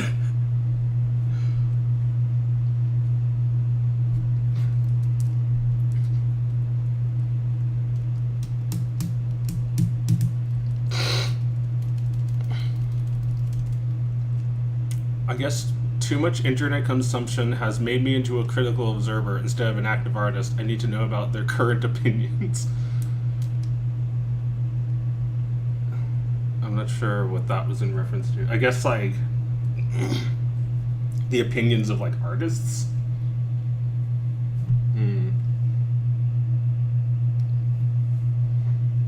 Or, like, like a thing I've seen. I don't know if this is what you were talking about, but here's something like saying that like your characters need to like have the same politics as you.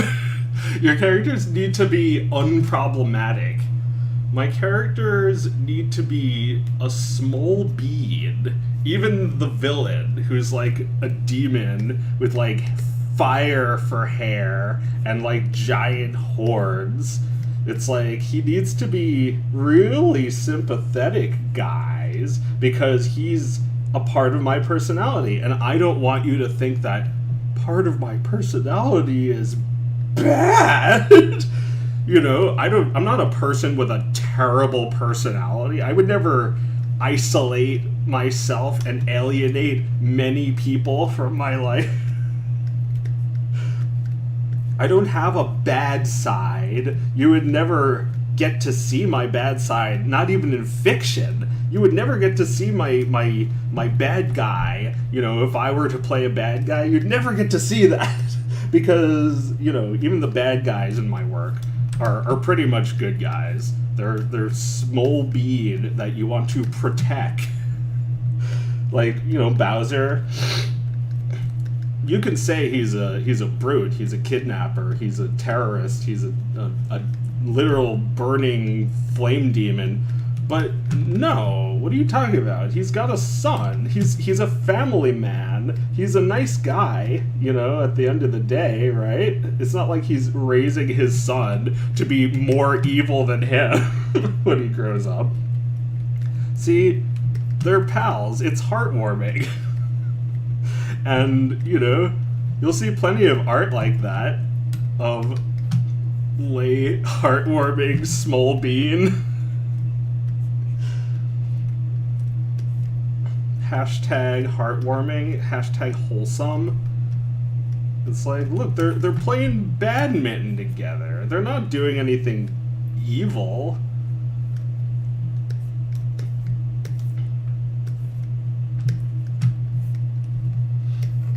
And, you know, I know we made a cartoon about this exact thing, but, you know, because it was funny.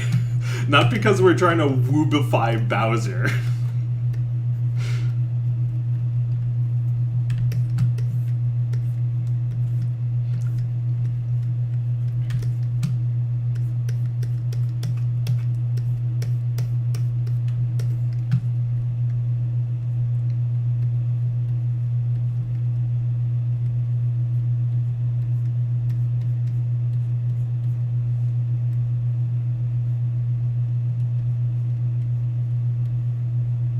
You can have your drive-in picture show.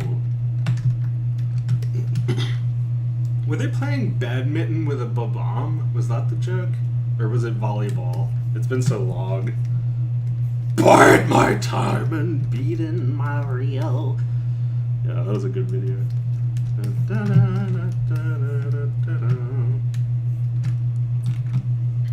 I care too much about what other artists think. It's the same place where I try to stay up to date with current events, but it's also filled with folks who feel the need to toot their own horn. Let me tell you something, and you know, I'm just as guilty of this.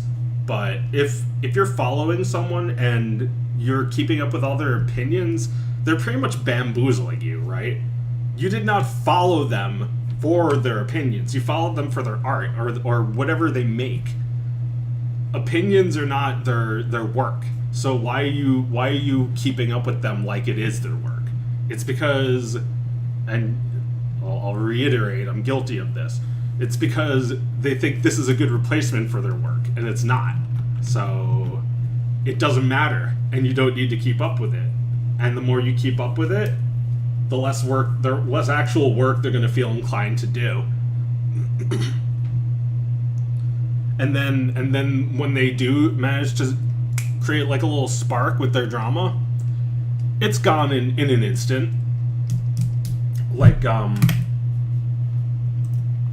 remember there was like a video calling out Rice Pirate. It was like 2 hours long, and people were like just constantly talking about it for like 15 minutes, and then it just fucking disappeared.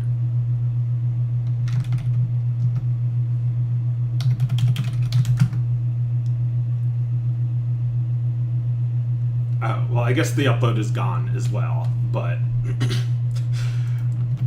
I just wanted to check and make sure it still had no views and didn't matter because it's just stupid fucking drama. Stupid fucking drama, doesn't matter. It's really not that important, you know, like people think it's important.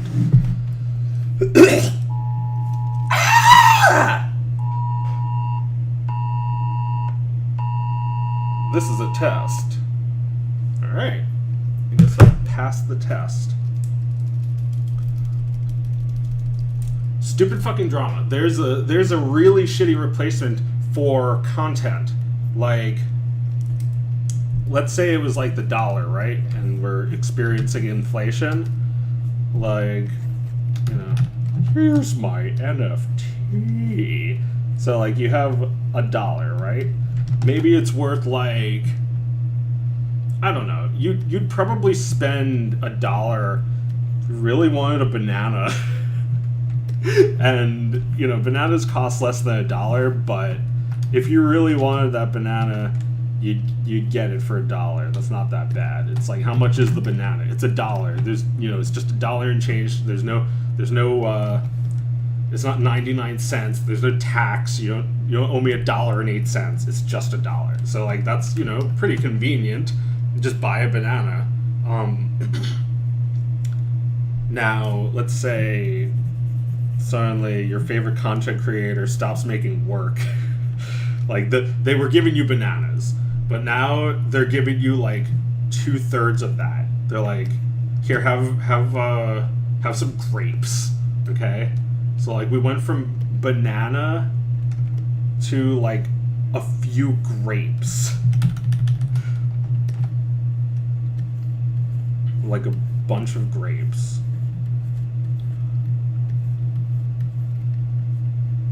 And then finally, like, you get rid of even more of the $1, and you're just giving them apples. Just fucking apples. Just fucking apples. And then you know, let's say you stopped, like you were uploading sketches. Now you're not even doing that.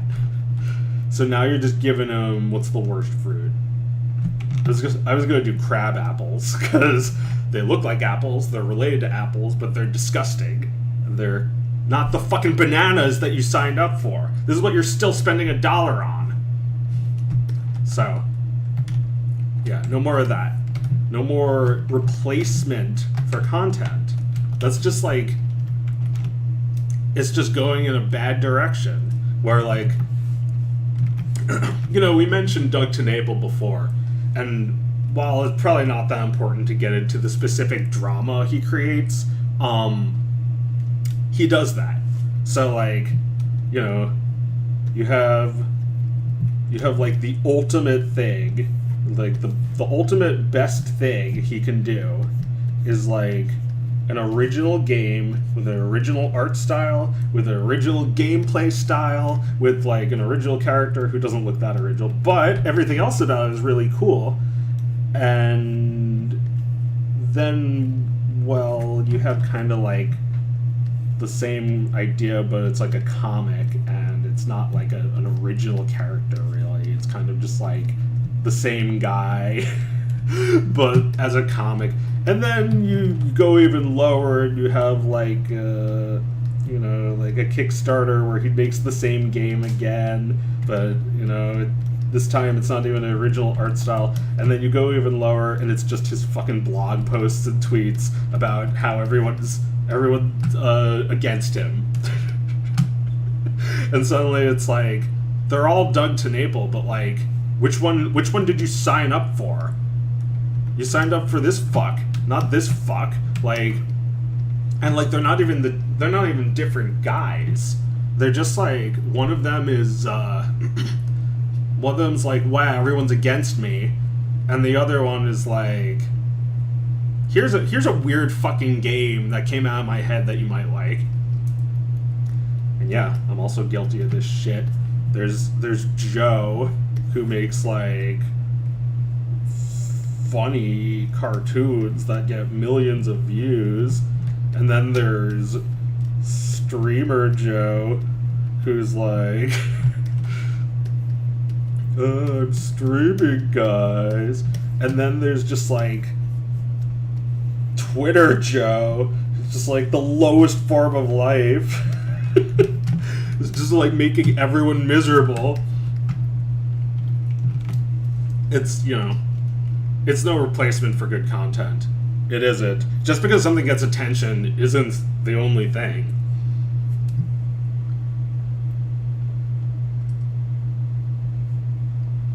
You could get all sorts of bad attention.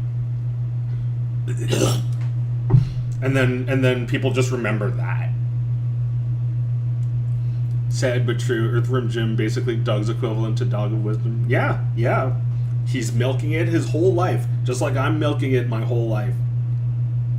What else? What other option do we have?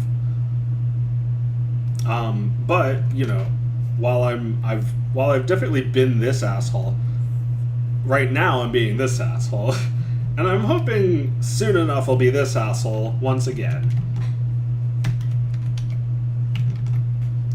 Doug, I would say there's even hope for Doug.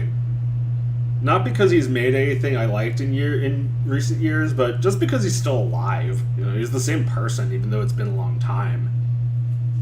People's personality and lifestyle and like their life changes, but I don't know. I feel like some things don't really change. Like some personal, like very very personally deeply held beliefs don't change really. I feel like you know, like something weird about Doug is that he's like religious, and you know, I feel like this miserable Doug would be like, people hate religious people. People hate me because I'm a man, because I'm religious, you know. But like, this dude was also really religious, and like he made a game about creation, and it ruled, and it was not pandering or preachy at all. It was just inspired. You know, it's like he's not the same. He's not a different person now. He's just like adopted a new attitude, and the attitude stinks, but it got him attention. You know, I noticed a similarity from him and like John Kay. John Kay also did the whole "everyone's against me" shit on his blog. I guess he was always a little like that. Well, I don't know Doug too well. He might have been like that his whole life. Like, it's just like now it's like more apparent. You know, like people think I became an asshole. I tried to tell them I was always an asshole. I don't know. I really don't know, because you know, we all have to act a certain way at a certain time to certain people, and you know, like it's been a long time since I've had to, you know, felt like I had to act like an asshole, but I don't know. It's not the first time I've behaved that way either.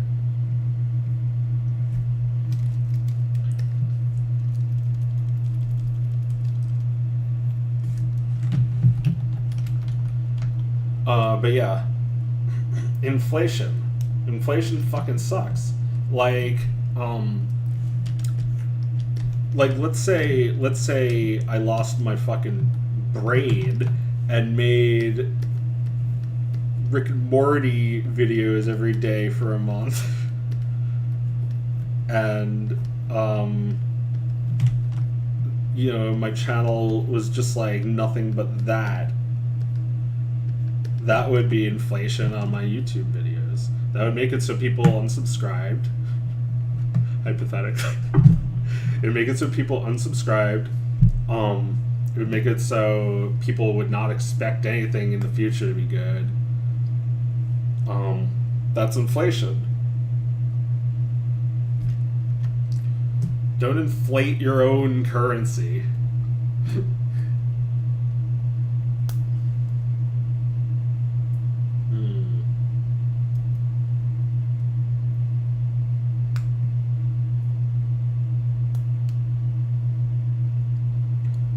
Yeah, like think about those like 60s Looney Tunes shorts. Those were so bad. and that shit gets mixed in with all the good ones. So that's inflation too. It's like,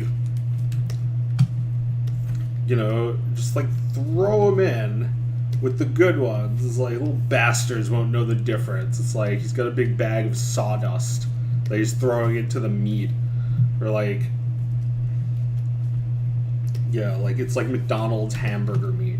He just throws sawdust in. It's like little bastards can't tell the fucking difference. Tastes all the same.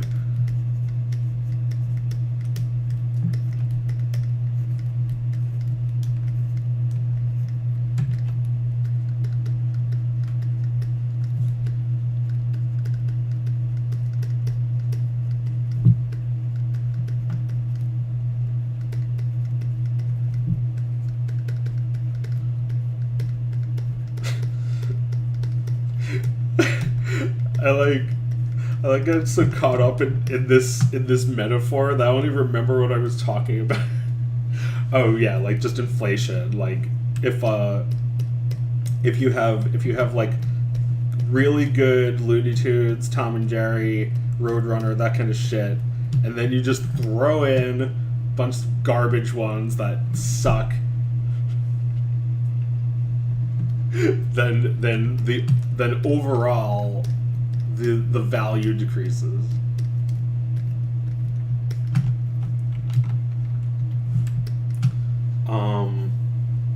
That's why I try not to make too many videos, because I know that I can destroy that credibility. Although I think being able to actually make good stuff matters more. Like it's probably possible for me to upload every week and like 1 out of every 50 videos is good. I'd probably be doing a lot better if I did that, actually, if I just churned out garbage.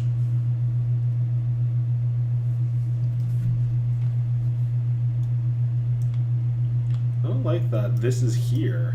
There's like a stupid heart blocking the chat. I can't fucking read it. Hop out chat, please. Oh my god, it's still there. Well, I can stretch it out now.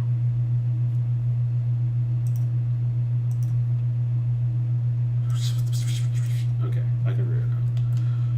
Whew. Alright, let's see, how long? 2 hours until Thingus. Should I just stream for 2 hours? Nah, I probably have to take a break for lunch soon, but I can go a little longer. It's like... Alright, so what else is going on?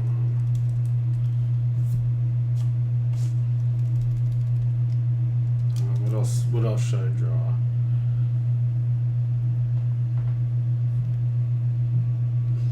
Oh yeah. Well, anyway, this whole spiel. Let me try to summarize, because we were talking about why is content creators' opinions so important to me? Because they think you'll accept that as content, and you should not accept it. You should accept a higher quality of content. You know, don't give them shit for it, because that just gives them more of a license to do it. Instead, just like, I don't know, just ignore it. Continue to demand the thing you follow them for politely. You know, like, you don't have to shame them and say like, stop ignoring your work. Just say like, this is not why I follow you.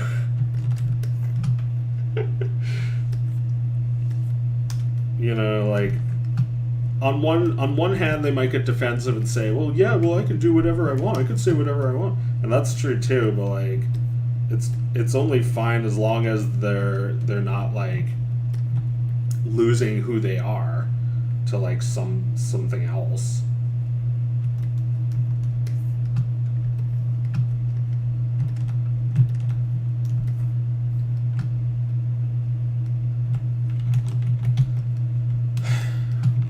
It's fine if people change, but it's like suspiciously quick changing to like some internet shit, right? It's like when someone starts saying like, it's like when Doug TenNapel starts being like, everyone's against me. It's like,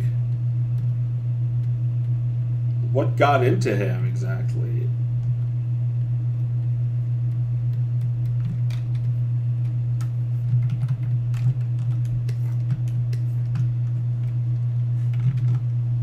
Suspicious quick changing. Yeah, you're like in a play, and it was like you were just on stage, the lights go out, and suddenly you come right back in a different costume.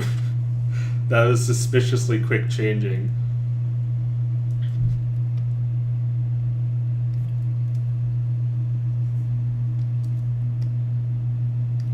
It's like, so like, yeah, like how does one get that way? It's probably not, it's not like his dad was a dentist and that's the only reason. It was probably a few things, and probably a bunch of things changed. You know, like, you can imagine that, like, a guy like Doug probably, like, well, you could sort of see it, like, his blog, just, you know, let me just draw his blog. I don't know. His blog just got angrier and angrier over time.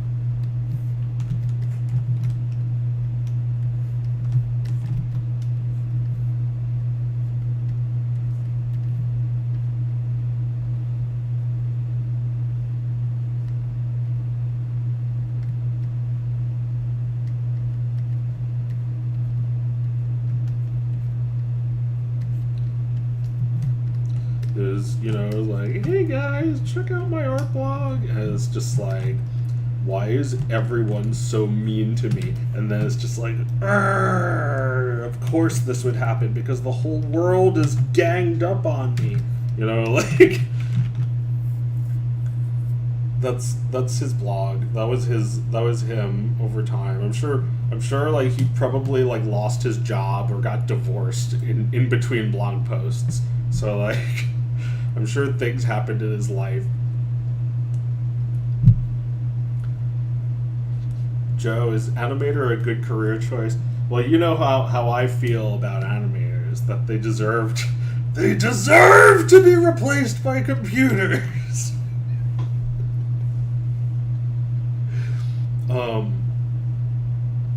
Animator is a great career, and I don't think I will be. I don't think anyone actually animating will be replaced by computers. Animation is made by slaves. So if you have a Gundam that like blows away animation walls, so to speak, then that just makes it easier. You're just like working a normal job, right? Like a fucking guy with a wrecking ball is gonna be able to get more fucking shit done than with his bare hands. Just me with AI. Well, no, look. AI it's in a hype phase, so we have to be realistic about our expectations. Is it really going to replace everyone, or is that just hype? Is that just more hype to drive up the stock prices? I think it could be a useful tool and not actually save us that much time. I think it, you know, could potentially replace us all. Could happen a lot sooner than we think. I mean, it's right now it's producing some pretty great images that are more fun than Hollywood movies, more fun than anything on Netflix.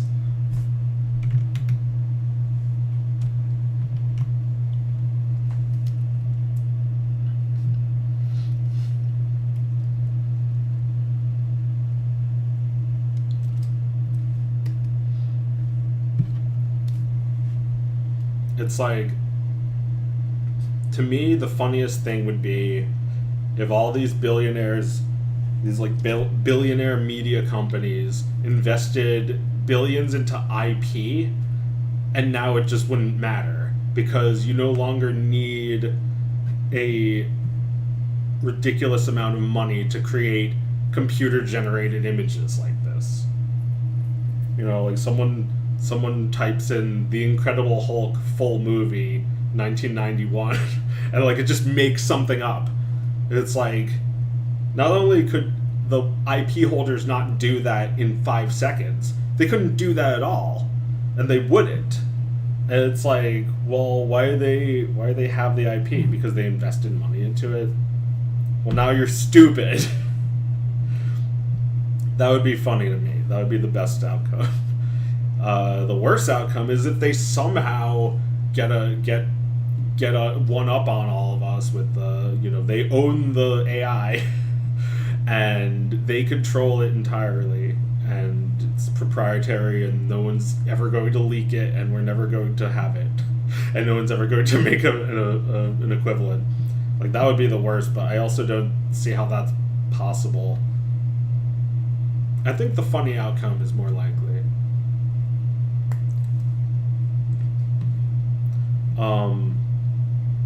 But then, like, it's like, well, what if AI puts people out of work? AI didn't put people out of work. Those companies did. Bob Iger did. He's not an AI. I have to piss.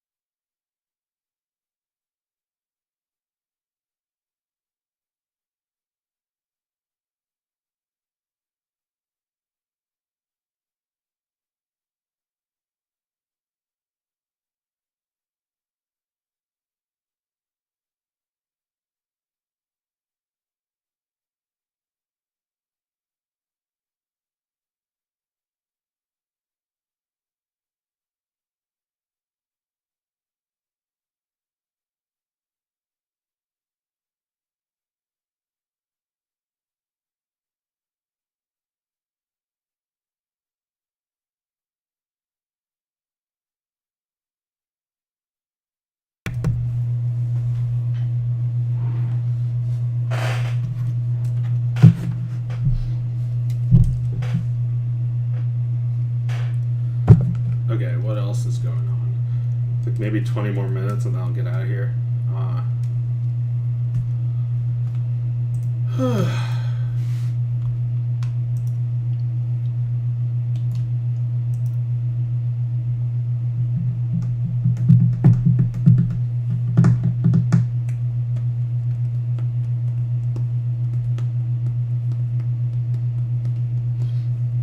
Oh yeah, I was watching a behind the scenes video of Jurassic Park, shown like how they did the Raptors, and like it's cool. It's cool because like people always say like, man, the CG still looks really good in that, but like if you look closely, it's not even fully CG. A lot of it is live action. So like, I think that it's like you accept it more because there's a higher amount of real to it, and they only use CG when it was absolutely necessary, like when the Raptors need to like emote and jump up and like you can see that like when it's like running is you just see the legs. That's like those are real legs. And like when it's just its head, that's like just its head.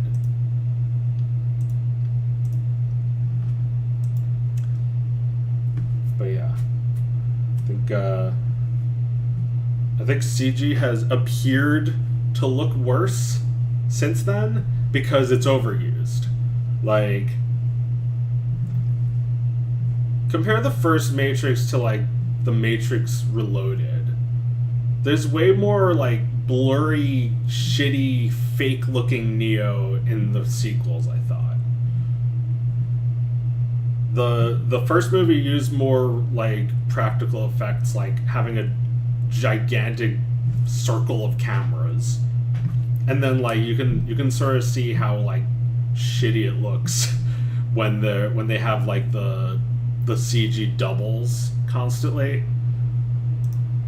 You really should just be like using CG for when it's absolutely necessary. Like, I'm pretty sure that like the scene where they slam the door on the dinosaur, it's CG there. But then like when they close the door on the dinosaur and, you know, without slamming the costume, that's real. You know, because to slam it on the costume would probably damage it. But like in CG, it's fine.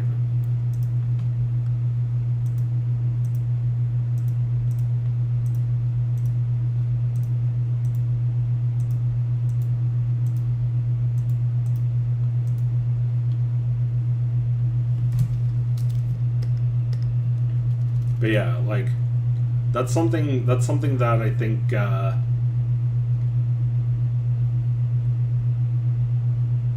know, as CG gets better and as we start to adopt AI into things, like we gotta be careful and only use it when it's necessary, when it's like really necessary. Nobody wants to see a whole movie of AI. I mean, that's what they said about Snow White, and they were wrong. Nobody would want to watch a whole movie of animation.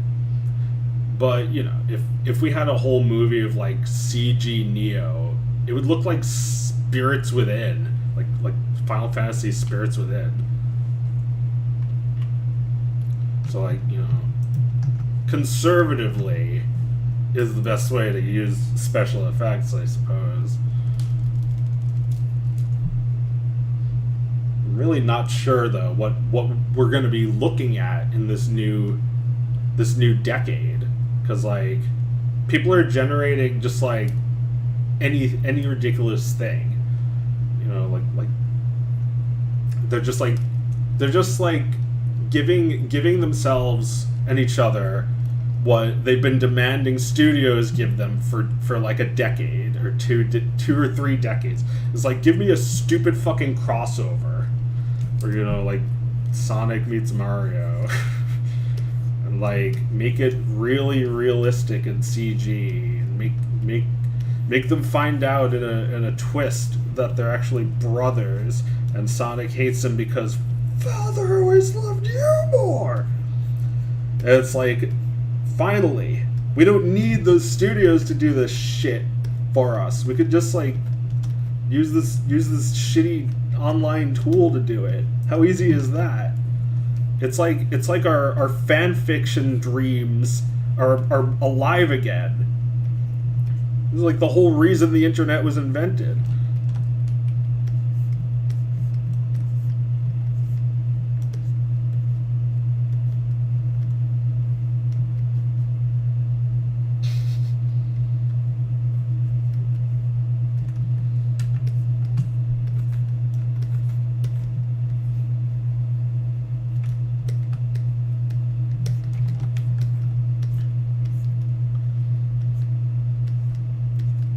It's like, just because people fucking demanded it so much, they actually did put Mario and Sonic in the same game. Like, they never would have done that if people hadn't been asking for it with their wallets out for, like, decades. But now none of that even matters. That just, like, it feels like such a losing game now to try and, like, petition companies to, like, bring back this shit so that we can get more of it. Like, now they can just bring it back themselves. Although I guess at this point, the AI art models only know popular characters, so like you're gonna have to train them yourself. If you can even get your hands on the model, you're gonna have to train them yourself to have like that thing that you wish would come back. But I don't know, who cares about you and your interests when more people care about Sonic and Mario, right? So that's all we're gonna get. Well, maybe not. I do feel like with computers and the internet, the price of making films did dramatically go down to the point where people like me could just like make them on my own fucking computer. But I feel like it's going to drop even more dramatically. It's like you're just going to be able to like churn out movie after movie, like faster than Netflix. You're just going to be able to make like 20 seasons of Sonic and Mario, the like daytime drama.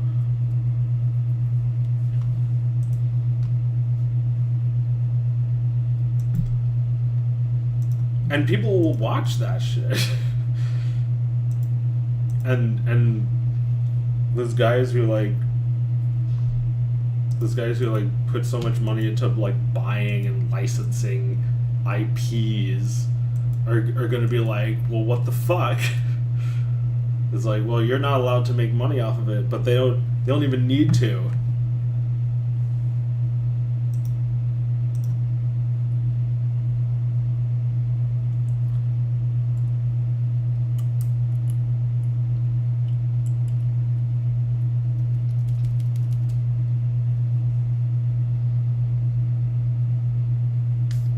There's no agency over cultural zeitgeist anymore. It's out of the hands of both execs and fans. No agency. I feel like I sort of know what you mean. Like, when a meme starts to take over, right? And then like corporations are like, oh, what's this? A way to make money? It's like they didn't fucking make up Big Chungus, but they pretend like they did. They pretend like they own Big Chungus, and they trademarked Big Chungus. Sorry, I'm getting off topic.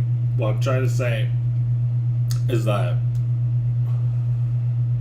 no one's in charge of this. It's not like from the act of creation. It's just at the mercy of internet crowds and what they'll take to. Like that stupid dress. I'm never gonna forget that. And people were like, what color is the dress? I need to know. And it was like a huge fucking debate. What color is this dress? And it's like no one could decide on anything. They couldn't agree on anything.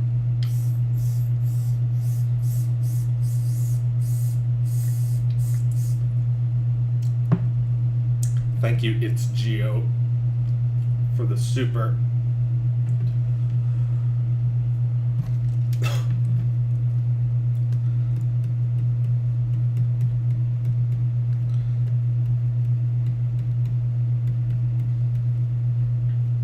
Okay, so I saw a YouTube video called Rewriting the Mario Movie. And I didn't watch it, but I do like the idea of, well, like, I watched some of it. I like the idea of writing the Mario movie myself. And, like, I feel like everyone now armed with AI should write their own, or not even armed with AI, just write your own fanfic. Like, use your imagination. It'll be fun. And maybe someone with AI will turn it into real, and it'll suck, but it'll be technically made. So, like, the Mario movie looks stupid because it's about them saying, like, we're gonna become plumbers, and everyone in their family is like, are you kidding? You too as plumbers? Like, that just, like, is all I know about the plot, and it just immediately made me mad. It's like, that's not how you get a job as a plumber. Didn't Mario... So my idea is, like, Mario and Luigi, you know, they're wearing different kind of hats because they're not plumbers yet.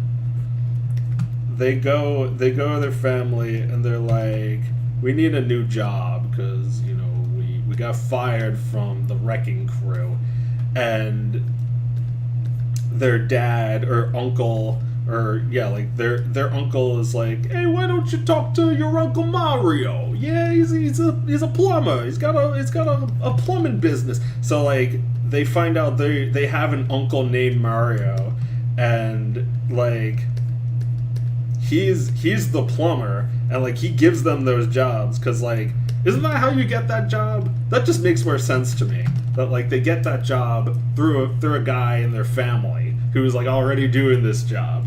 It's like, hey, it's a dirty job, but you know what it's like for us old country guys. It's like, you know, to me that makes sense, right? It's like, we get to this country and we're put to work on some dirty jobs.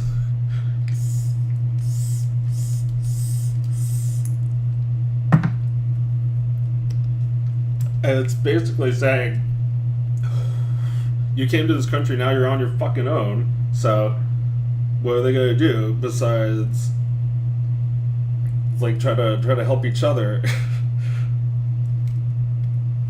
So, like, I would make it so Mario and Luigi get to the place and it's all run down. It's like that scene in Roger Rabbit where they get to his office and his brother's desk hasn't been touched in years. And it's like, I used to run this place with my brother, but he's been gone, so I was thinking about retiring. Till you two came. And it's like, suddenly Mario and Luigi are faced with this idea, like, either have to like go to jail because they're not going to be able to pay off their landlord, or they're gonna be heroes by bringing back the old Mario Bros. Plumbing business from near extinction. And it's like, you'll be the Mario Bros. And it's like, yeah, I guess so. But then they, you know, go through a portal to another world and have a mystical adventure. Doesn't that just, like, make more sense than they're, like, trying to break into plumbing and they start off with an ad, like, on television? Come on. That's not how you do that. That's not how that works. These people who make this movie are not from America. They're not from New York. They don't know anything about this. So yes, rewrite the Mario movie and the Sonic movie and make them the same fucking movie, because who gives a shit? And replace Jim Carrey as Eggman with 1994 Jim Carrey as Eggman. Or how about we get what we should have gotten? We get Danny DeVito as Eggman. That's what everyone wanted, right? Danny DeVito as Eggman, or Danny DeVito as Detective Pikachu was what everyone wanted, right?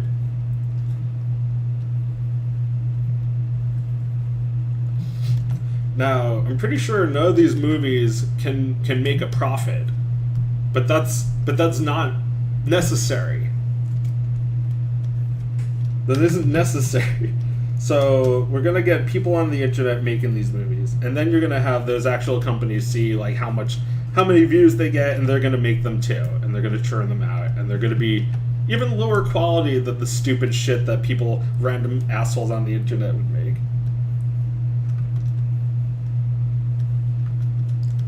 They're just my predictions. God, I'm like so excited though. Like, the second I can turn my sketches into finished drawings, I'm not even sure what I'm gonna do. I mean, I'm not even sure if it's, well, I don't know, like, aren't you motivated by the idea that there is a tomorrow, that there will be a tomorrow, that you could finish working on something after you've made a sketch? Well, like, what if I could finish tomorrow? Anyway, it's not like it's that easy. I've tried that with existing AI, and it sucks. It's terrible. It doesn't understand at all what I'm going for. You have to write specific instructions as well, and you have to try a million different generations, and it still looks like ass. And you have basically no control over how it looks in the end. So, you know, this shit may never improve, or it could improve when I'm dead. I don't know. Yeah, I don't know. I don't know, because on the other hand, what if like there's like these games, right? There are like these games that have 100 players or even 1,000 players. What if you and 1,000 other artists, you know, no AI, just worked on something until it was finished? Like, how fucking fast would that go? I guess you would still have to have, like, you know, very rigid structures, like hierarchies, like people need to answer to the director and like co-director, and, you know, everyone's got teams, everyone's got their own spot to focus on. It would be a lot of work running that, but if we could do 1,000 player Minecraft, why can't we just have 1,000 people make a movie? Like in like, I don't know, like Source Filmmaker. Imagine Source Filmmaker had 1,000 players and it was just literally a movie set. Could that work? Could that be done? I don't know. I'm very excited to see what AI can do, but I'm also thinking like there's other things we can do. You know, I mean, cryptocurrency didn't really work. It didn't really catch on. It didn't take. But it you know, to me it could be really useful for artists. You know, it could be a way of getting paid, since like now we're not going to get paid. instead of getting paid not enough money, we get paid worthless money that is worth something if the movie is a success. Well, I don't know. It's not a great deal for everyone, but I would probably take it if I believed in the movie. It depends, though. Do I really believe in a cryptocurrency? Well, yeah. Like I'm thinking, like we should have like online theaters that people have to pay tickets to get into. Like, I don't know. It seems stupid, but like I feel like the theater experience is something that we lose, and why not just like in VR chat, why not just like be in like a theater with like everyone's avatar? Wouldn't that be a little bit exciting? Or at least like watching a movie at the same time as everyone else, you know, like when something is on, there's nothing is on, right? Like nothing is on anymore, like on TV. It's like it's not on. Nothing goes on. And like when something is on, you could talk about it. Like you could tell your friend like, yo, it's on. You could like tell people like, man, I haven't seen that in a while. That was great. Like, you know, you all saw it. You all saw it at the same time, just like as if you were in a movie theater. But there's none of that on Netflix. There's no social aspect to it. What if well, yeah, like if you compare it to like Discord, it's way better on like Discord. It's like we're having a watch party. We're all gonna watch a movie together. It's like you've actually done something with a social group, like some of the people you don't even know. So it's like you're at a theater with strangers, and it's like you're all reacting, you're all commenting. Hopefully you're not eating too loudly, but you're all there, and there's something to that. But yeah, like my idea is like we need movie theaters that you pay cryptocurrency for a ticket, and then the ticket is ripped, and then the ticket stub is worth something later if the movie's a success. But if the movie sucks, then it's worthless. I mean, they're both worthless, but it's just a way to make more money. And if these movies, look, cryptocurrency it's not good. It's not good for like funding any projects. All right, like it just isn't, or at least people don't fucking do it for that. They're doing it to just like make a quick buck. It's like if you're actually funding projects, that's cool, but like that's not the point of any crypto project. It's always just like to sell more garbage. Like I was watching this like 3D animation of a Bored Ape and thinking like this actually looks kind of good. It's a fucking Bored Ape animation, but at least it looks interesting. And then by the end, it's like, oh, this was just a stupid ad for like a fake video game they're making with cryptocurrency. It's like that's not a real project. An animation, a film, that's a real project. People, you could say, oh, well, that's bullshit. Funding a project on cryptocurrency is a scam. Well, yeah, it's the same shit with Kickstarter, though. It's like they're going to take your money and then never finish it. So, I don't know. Maybe it's not the medium that's at fault, but so far, it sucks. I've never seen anything that would let me believe that what I'm imagining could ever happen, where like you could actually charge people for cryptocurrency and then give them like a piece of memorabilia that could be worth something. I mean, maybe it's just that no one's tried it. No one's thought like people would actually pay for that. I don't know. People sign up for all kinds of stupid shit. Like 2 million people signed up for Sirius because Howard Stern told them to. That was cool. And Sirius without him is fucking, I don't know, it's kind of stupid, right? And then it's like, I don't know, millions of people are signing up for Netflix all the time. That's fucking stupid. And it also produces garbage. Oh my god. So like, when was this system actually healthy? When people actually needed to pay to get into a movie? They actually needed to pay to get into a movie. There's none of that anymore, because now you can pirate it. Now you can... You know what's worse, though? You don't even have to pirate it, because you go on Twitter and you learn all the fucking details, all the spoilers, before any of that shit gets to you. Before any of the actual movie gets to you. Like, you'll just, like, find out, like, oh, something. Spider-Man appeared at the end of this. Like, whatever. Like a nothing. But it's, like... That's just, like... You don't even... That's how we watch movies, is we just, like, hear about the part that made conservatives mad. That's it. That's the way we enjoy movies. I need water.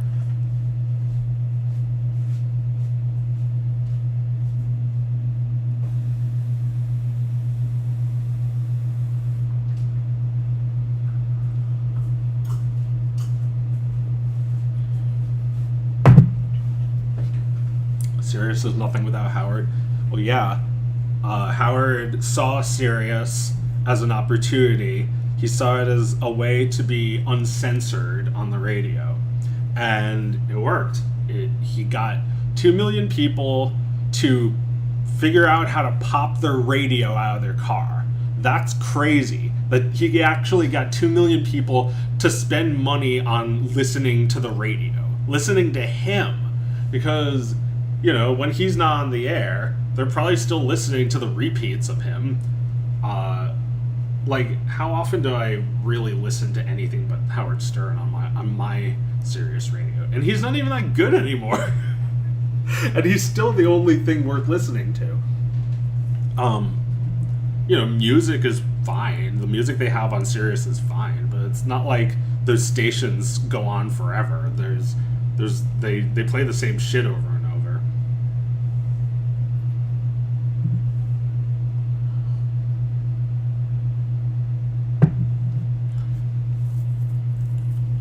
Let me draw Howard. I don't know why it wouldn't let me generate AI images of Howard Stern. Maybe because he's just like nasty. I don't know. No, it's not even that. It was like a lot of celebrities on DALL-E 3 for Bing Chat was not letting me create, like, I could not do any presidents, which is a real shame. Terrible loser AI model. Doesn't even have me. Doesn't even have your favorite president. It didn't let me do celebrities like Arnold Schwarzenegger or Howard Stern. It let me do some people, I think, but not anyone like famous, I guess. It let me do a lot of famous cartoons though. I guess, yeah, like if you're like producing fake images of real people, then that could potentially be used for harm and exploitation, like political motivated shit. So they just like said no thanks to all of it.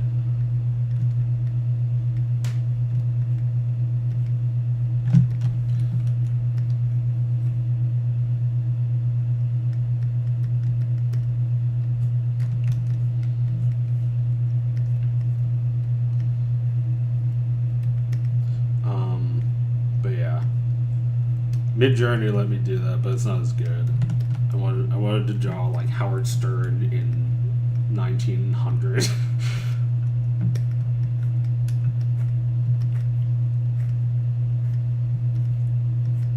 Dolly Lamba. Yeah, it's pretty fucking cool. You should check out the new DALL-E. Just like whatever came out really bad on the last time you used DALL-E, you should try it again, and maybe it'll look cool. It'll look cool this time.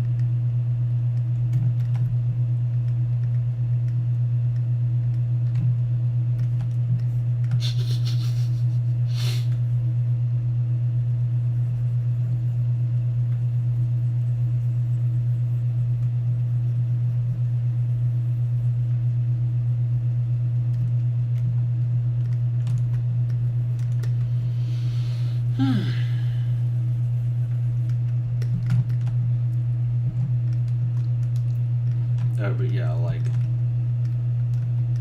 he was making fun of Trump because Trump was mad about him, which I think is very interesting. He's never talked about Howard Trump, but now I guess he's running out of shit to complain about.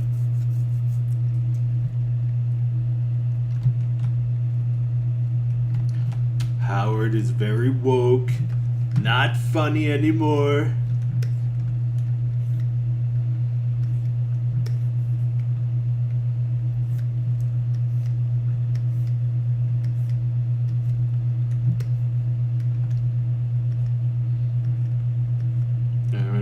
Howard is kind of bitter about the Trump thing, and admittedly, it was not very funny.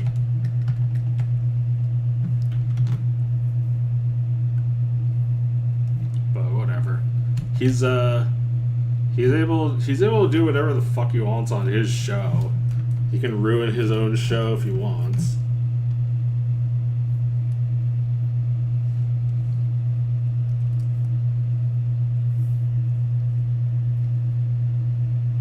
The best Howard Stern sketch I've ever seen. Yeah, he's funny. I like to draw him.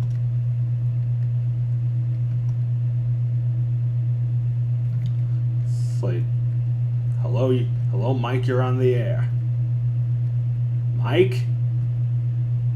Alright, we lost Mike. Hello, Mike. Or no, like, in like a worst case scenario, it would be like, hello. Silence. Howard? Go ahead! He's like, go, you're on the air! It just gets so mad at this fucking guy. Just like wasting time.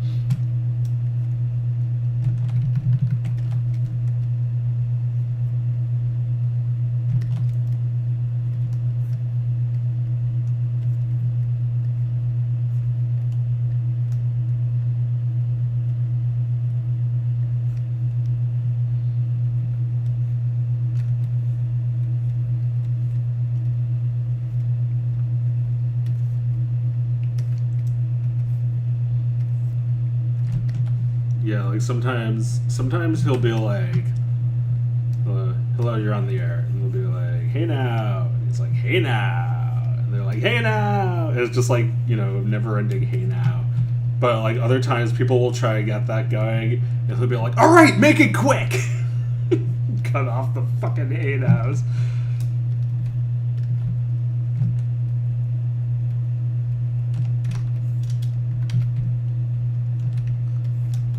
Come on, all right, come on. We got a million things to get to today. He says that in pretty much every show.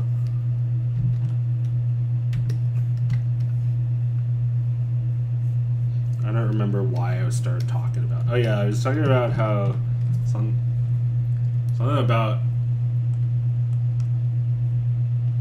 about getting people to go to Sirius.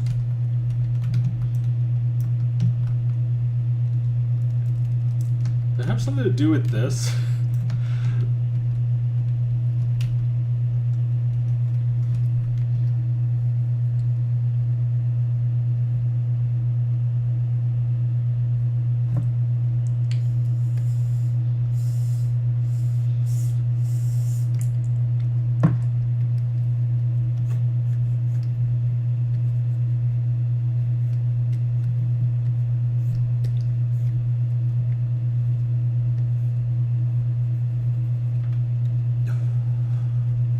I mean, pretty much every criticism you can have for Howard is correct. Like, it's miserable. He's a fucking miser.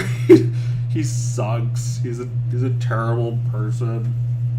I don't know. I don't know if he's a terrible person. I just think that, the woke Howard criticism is kind of pointing at the idea that he's maybe too inconsiderate about his listeners now. He's like more thinking about himself and how he appears. Like people commonly complain that he's playing like censored versions of old bits. Like, there's like a really funny bit where Gary Baba Booey throws the worst pitch in history. Howard's like, my dad called me saying that was the worst pitch in history, and Artie, the like comic relief guy, starts cackling, and he sees the video and he's like, oh, you look so gay when you did that, and like who goes on about that a little, saying he looks gay. So they like cut that part out. You can't hear that in the new version of that. So that's censoring it. He's talked about he said that he yelled at Baba Booey and then made them erase it because he felt bad. Like, I wanted to hear that. I wanted to hear him screaming at Baba Booey. That's the whole point. That's the whole reason that he's allowed to work there, is that he screams at him when he fucks up.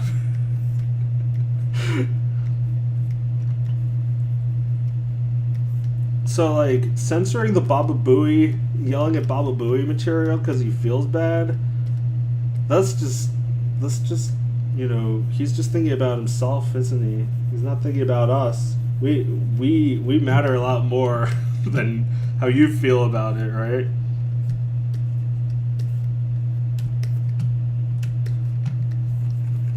So in that sense, I will complain, just as Trump did. He's very woke. He's too nice to Baba Booey. Because it would reflect poorly on him if he yelled at Baba Booey, which he did, and he admitted it.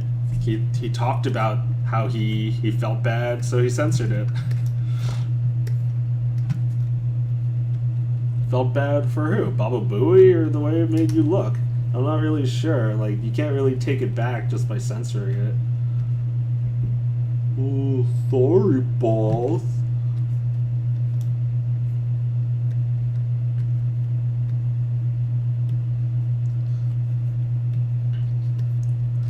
So, like, you know, the listener is, you know, Trump is just your average, he's just your average listener, because all he does is watch television and listen to shit.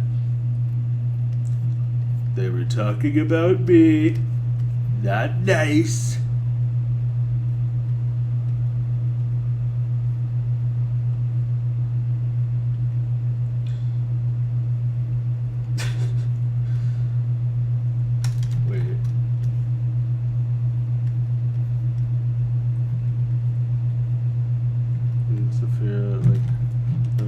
This expression, I might need to use the camera.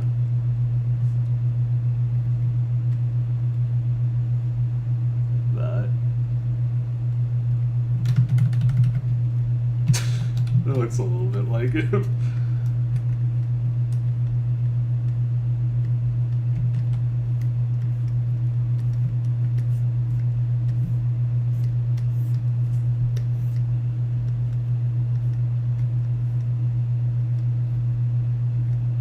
Never really drawn Trump.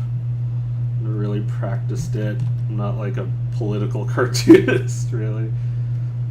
I do find him to be pretty funny though now. Now that he's not president, he's just gone back to being like a weird entity.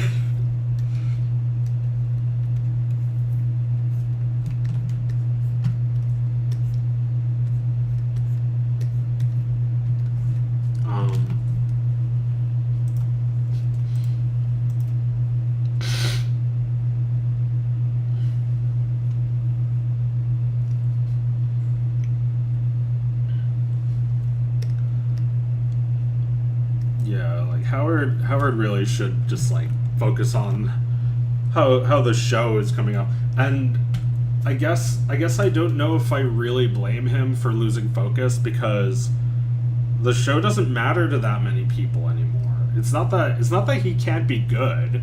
He is funny still sometimes. It's just that like it's not like his main focus, right? I feel like he's more interested in painting nowadays, which is fine. It's okay if you want to like do other things, but no, you know, this is just nobody's fault. But like the internet has made the internet has made satellite radio way less important, right? It's like, well, he could just be like broadcasting from the internet, but he started at a time when that wasn't really possible. Nobody was gonna do that. Like they in the early days they talk about how they're working on setting up streaming, and now the app, it's pretty bad. The app sometimes, well, I guess it might work now with my latest phone, but I would have trouble with that app on some of my phones. And in my car, I would sometimes not get the show. The show would just not pick up in my car for some reason. I don't know why, but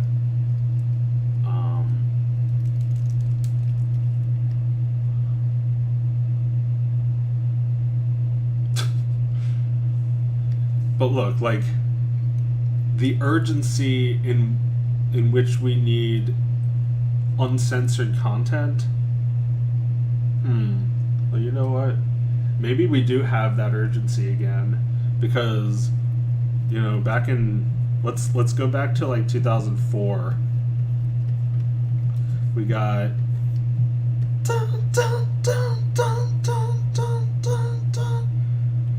what's that? Why, it's Janet's boob.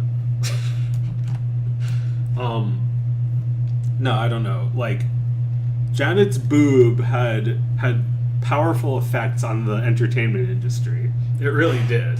Janet's boob led to Georges Bush saying that we need to have more of like restrictions on shit, like Howard Stern.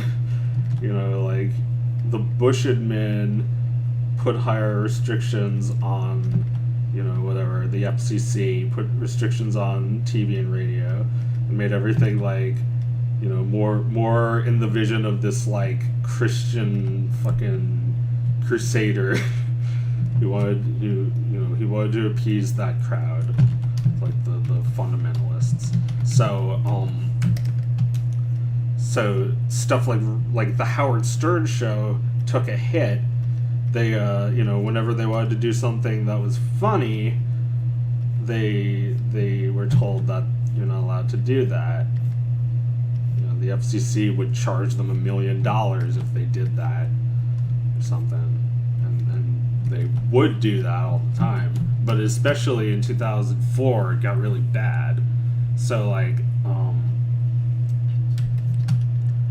Georgia, or you know, fuck him, Howard decided to go to satellite because he heard that satellite is not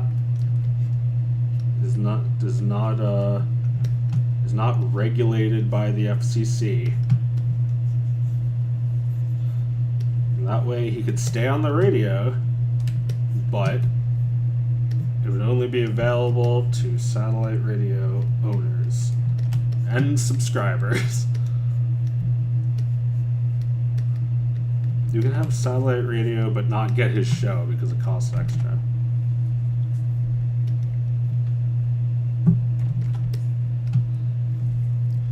But satellite radio is cool. But it's only cool because he thinks it's cool, right? It's not actually cool. Satellite radio has existed since like 1980, and people like only started using it in like 2006 when he went to satellite radio.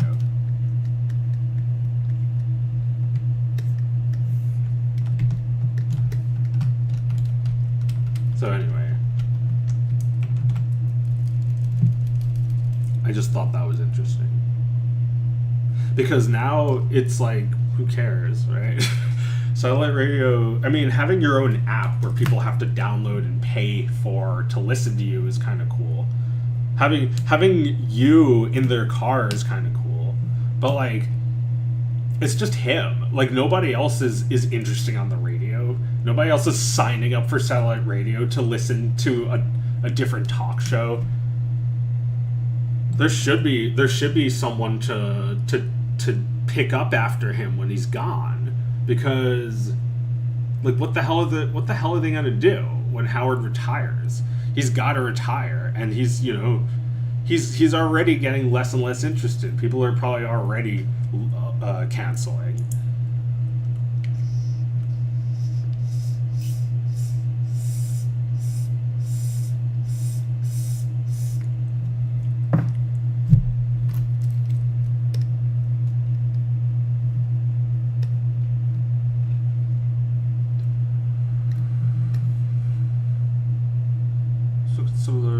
Some of the drawings.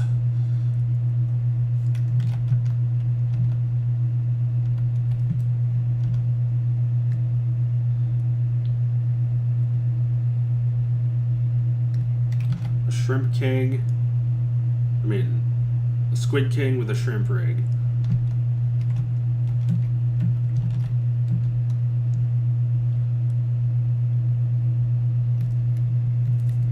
Let me annotate this one, because I almost forgot what this was. Your art. Not your art.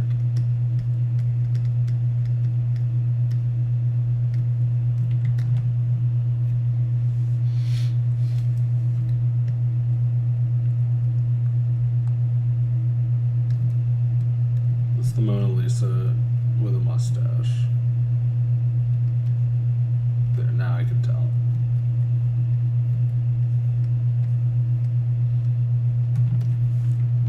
Now you can do like the Mona Lisa wearing shades, playing a Game Boy with a big medallion around her neck that says Bitcoin on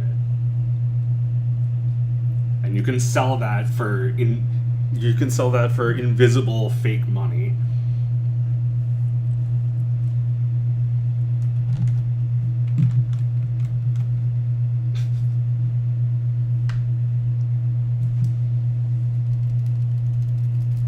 People who generate AI art deserve more dignity and respect. Or what was the line? That they deserve more compensation and respect? Why the fuck would the bad guy advocate for higher compensation for people who do, like, animation? Let me find it, because this... I need to see what it looks like. Creator animation. When animation is so hard. See, this is what I'm talking about. There's too much fucking screaming in these shows. Animation is so hard. People who do this for a living deserve more credit and respect. More credit and respect. Oh, I see. Alright, I paused on a frame of him so I could draw him more accurately. But it's cut off at the top, so that's all you get. He's got like a single stroke, and then his mouth is like that, and then his face is like that.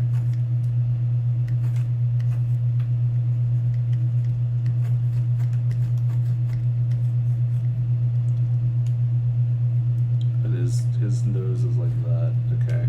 This is way different from mine, isn't it? Well, this is why I hate using a reference, because that changes everything I thought about the thing. It's, you know, even if it's fan art, I want it to be original. I like what's in my head better.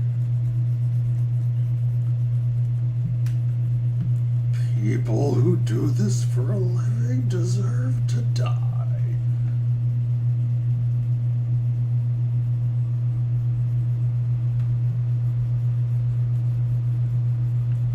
Like, this is just every bad cartoon, right? That, like, the characters aren't even characters. They just look at the camera and echo the political beliefs of the creator or writer.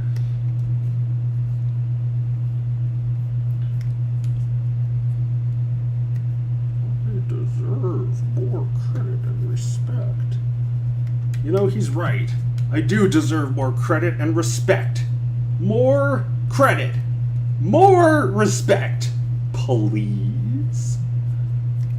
I don't think I get enough around here.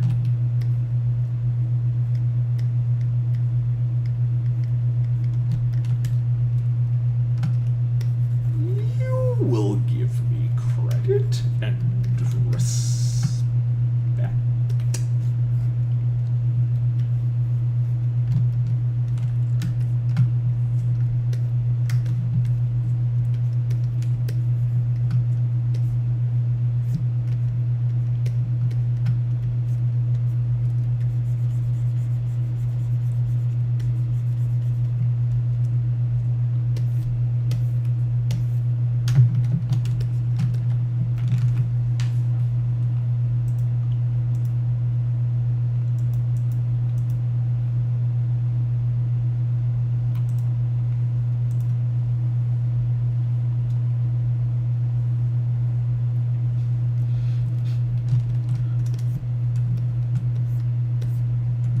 You know, like, I'm not saying I saw that much of this show, so maybe I don't know the character too well, but would he really give a shit about it? I guess, yeah, the joke is that he only cares now, after having done it himself.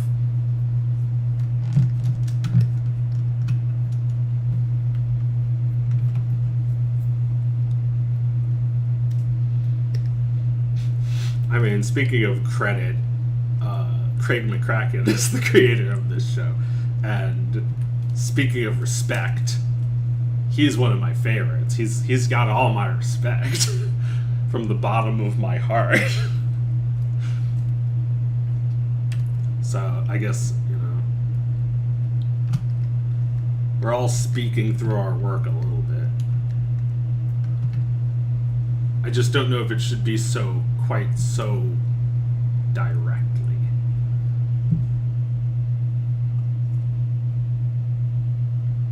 So explicitly, so on the nose.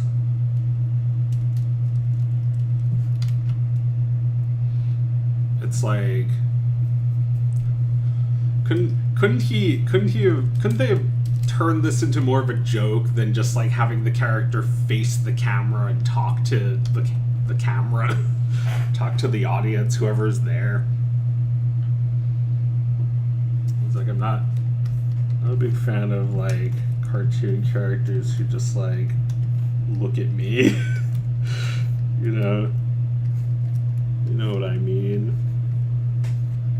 It's like, my sister Meredith talks all the time about a show she will never watch or allow her son to watch.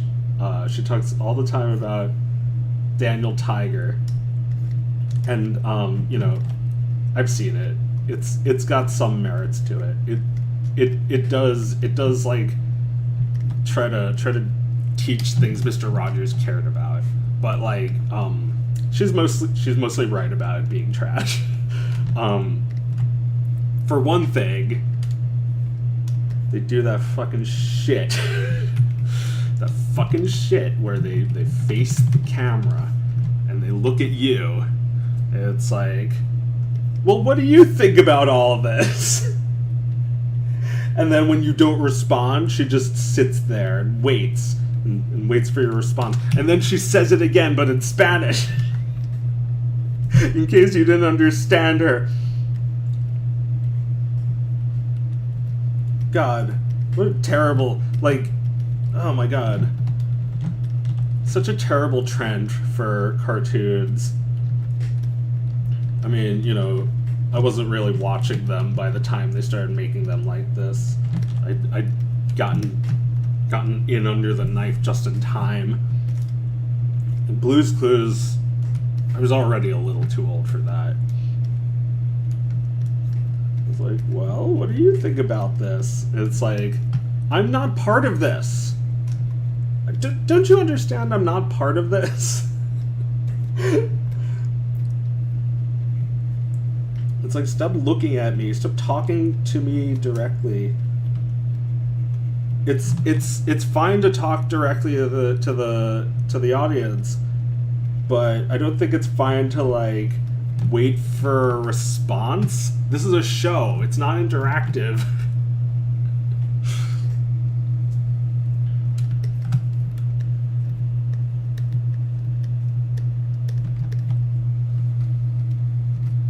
Anyway,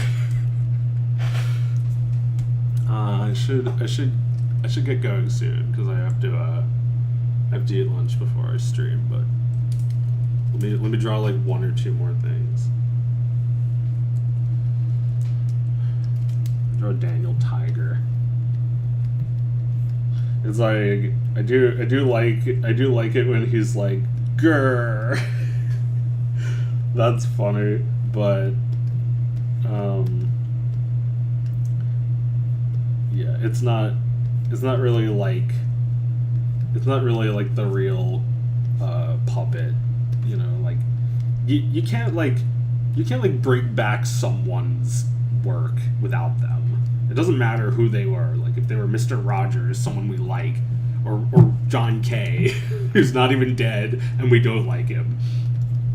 You just can't replace the creator, can you? Not when they had so much to do with this thing in question. It's like, if you asked me to do a cartoon about Mr. Rogers' character Daniel Tiger, it would probably be really inauthentic, right? Here's my version of Daniel Tiger. He's, you know,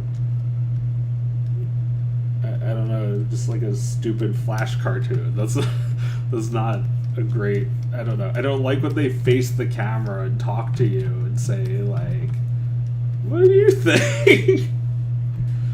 He wears like a Mr. Rogers sweater.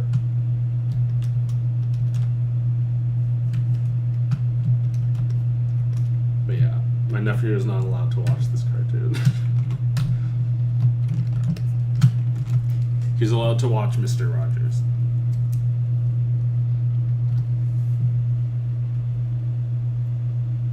You can't just like continuously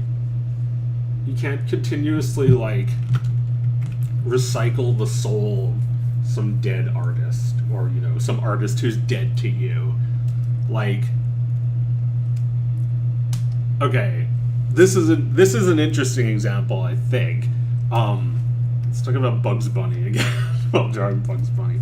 So like, there's no real Bugs Bunny guy, right?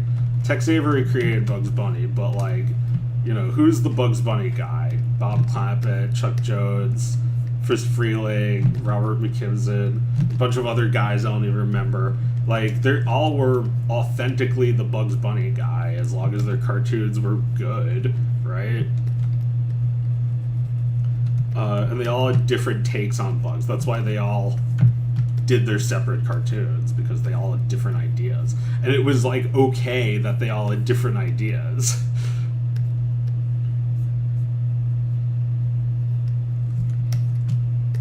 I don't know what the hell this is. This is, like, 2000s Bugs Bunny. But, like, what I was saying is that you probably could, you know, if you do it that way, if you like really just like said, I'm doing it my way, my own way, then you could like keep a character alive. It's just like, you would have to be the like, it would have to be your version, like, specifically, right? Otherwise it's just like a bad version. Like, if you did like a bad version of Chuck Jones's Bugs Bunny, like they've been doing for like the past 20 years, or did a bad version of Bob Clampett's Bugs Bunny, like they've been doing for the last 10 years, then it's just gonna look like a bad thing. As you know, if you have someone else like taking credit as like the, you know, the designer, like they wouldn't take credit for that because it's terrible.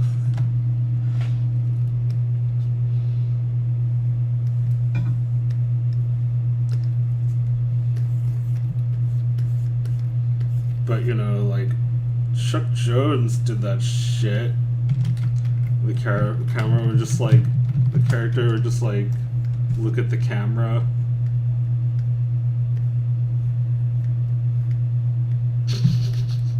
It was good sometimes. I'm not knocking it entirely. It was good sometimes. But it became a little overused, I think. It's like, what I think about in like a Chuck Jones cartoon is just like the character is like making a complete like profile, and then they go like that.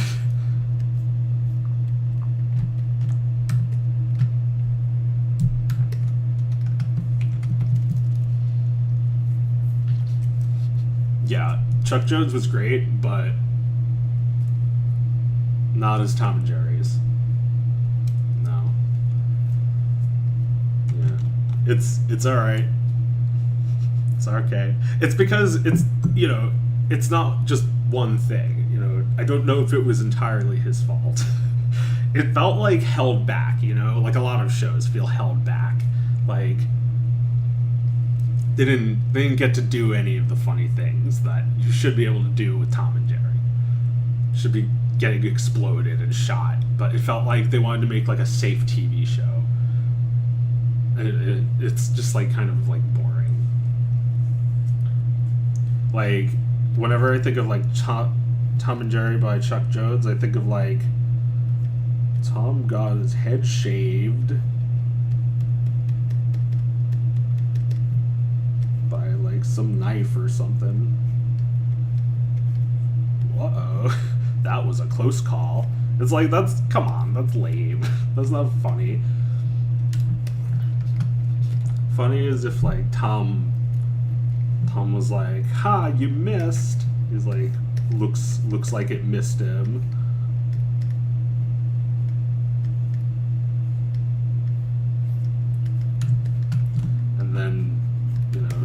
his head falls off.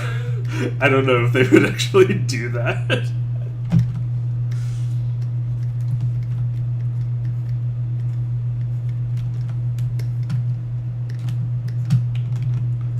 But they definitely couldn't have done anything like that on, like, television. There's no blood.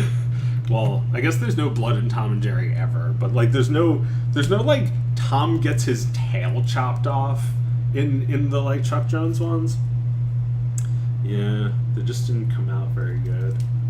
It happens. It's like, you know, kind of like the later Ren and Stimpy's. Weren't they just, like, not as sick, not as gross, you know? Just like the later Powerpuff Girls is. Holy shit, that, like, got progressively worse. Powerpuff Girls were, like... Wait. The Powerpuff Girls were like this.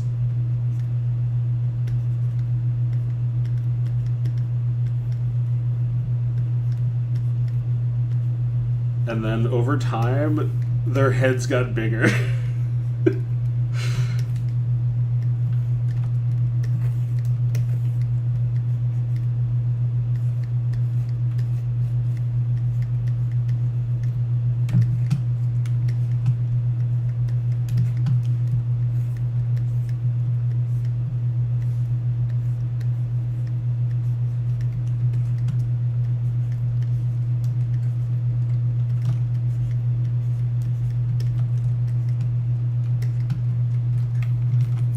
And then they made like a million fake Powerpuff Girls shows, just like that episode of the Powerpuff Girls where they make a million fake Powerpuff Girls. That was a good episode, but it was, you know, prophetic in a bad way. Let's draw some bad Powerpuff Girls. Mutant Powerpuff Girls. With one arm. And like half of a haircut and half of another haircut. There's one Powerpuff Girl that has no legs.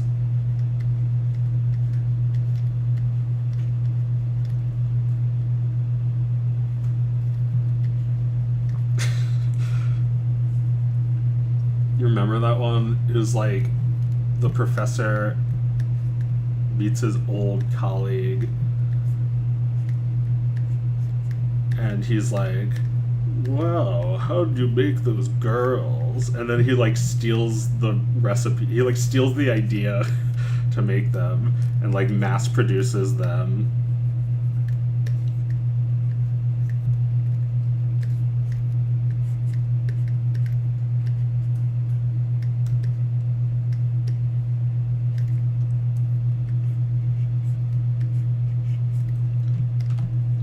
Makes like a bunch of fake ones and they're all like disgusting looking like this.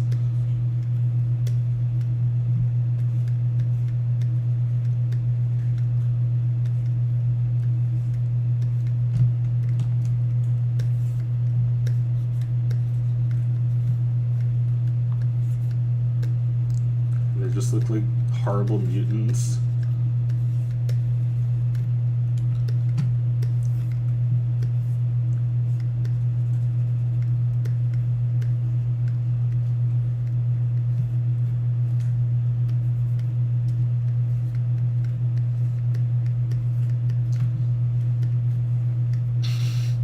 Yeah, there's one that's just an eye.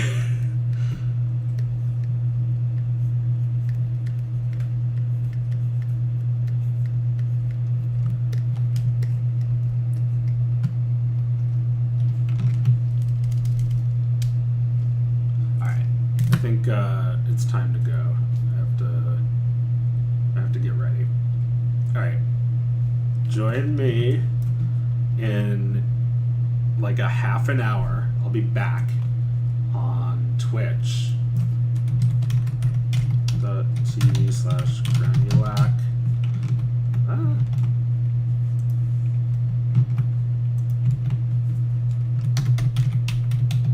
Go subscribe and watch A Thingus to the Past with me and my older sister Meredith.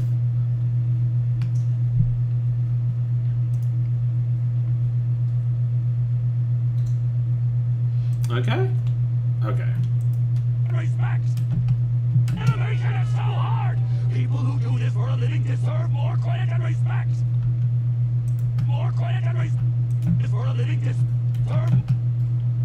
For a living deserve. Do this for a living deserve. To die penniless. Alright, see you guys.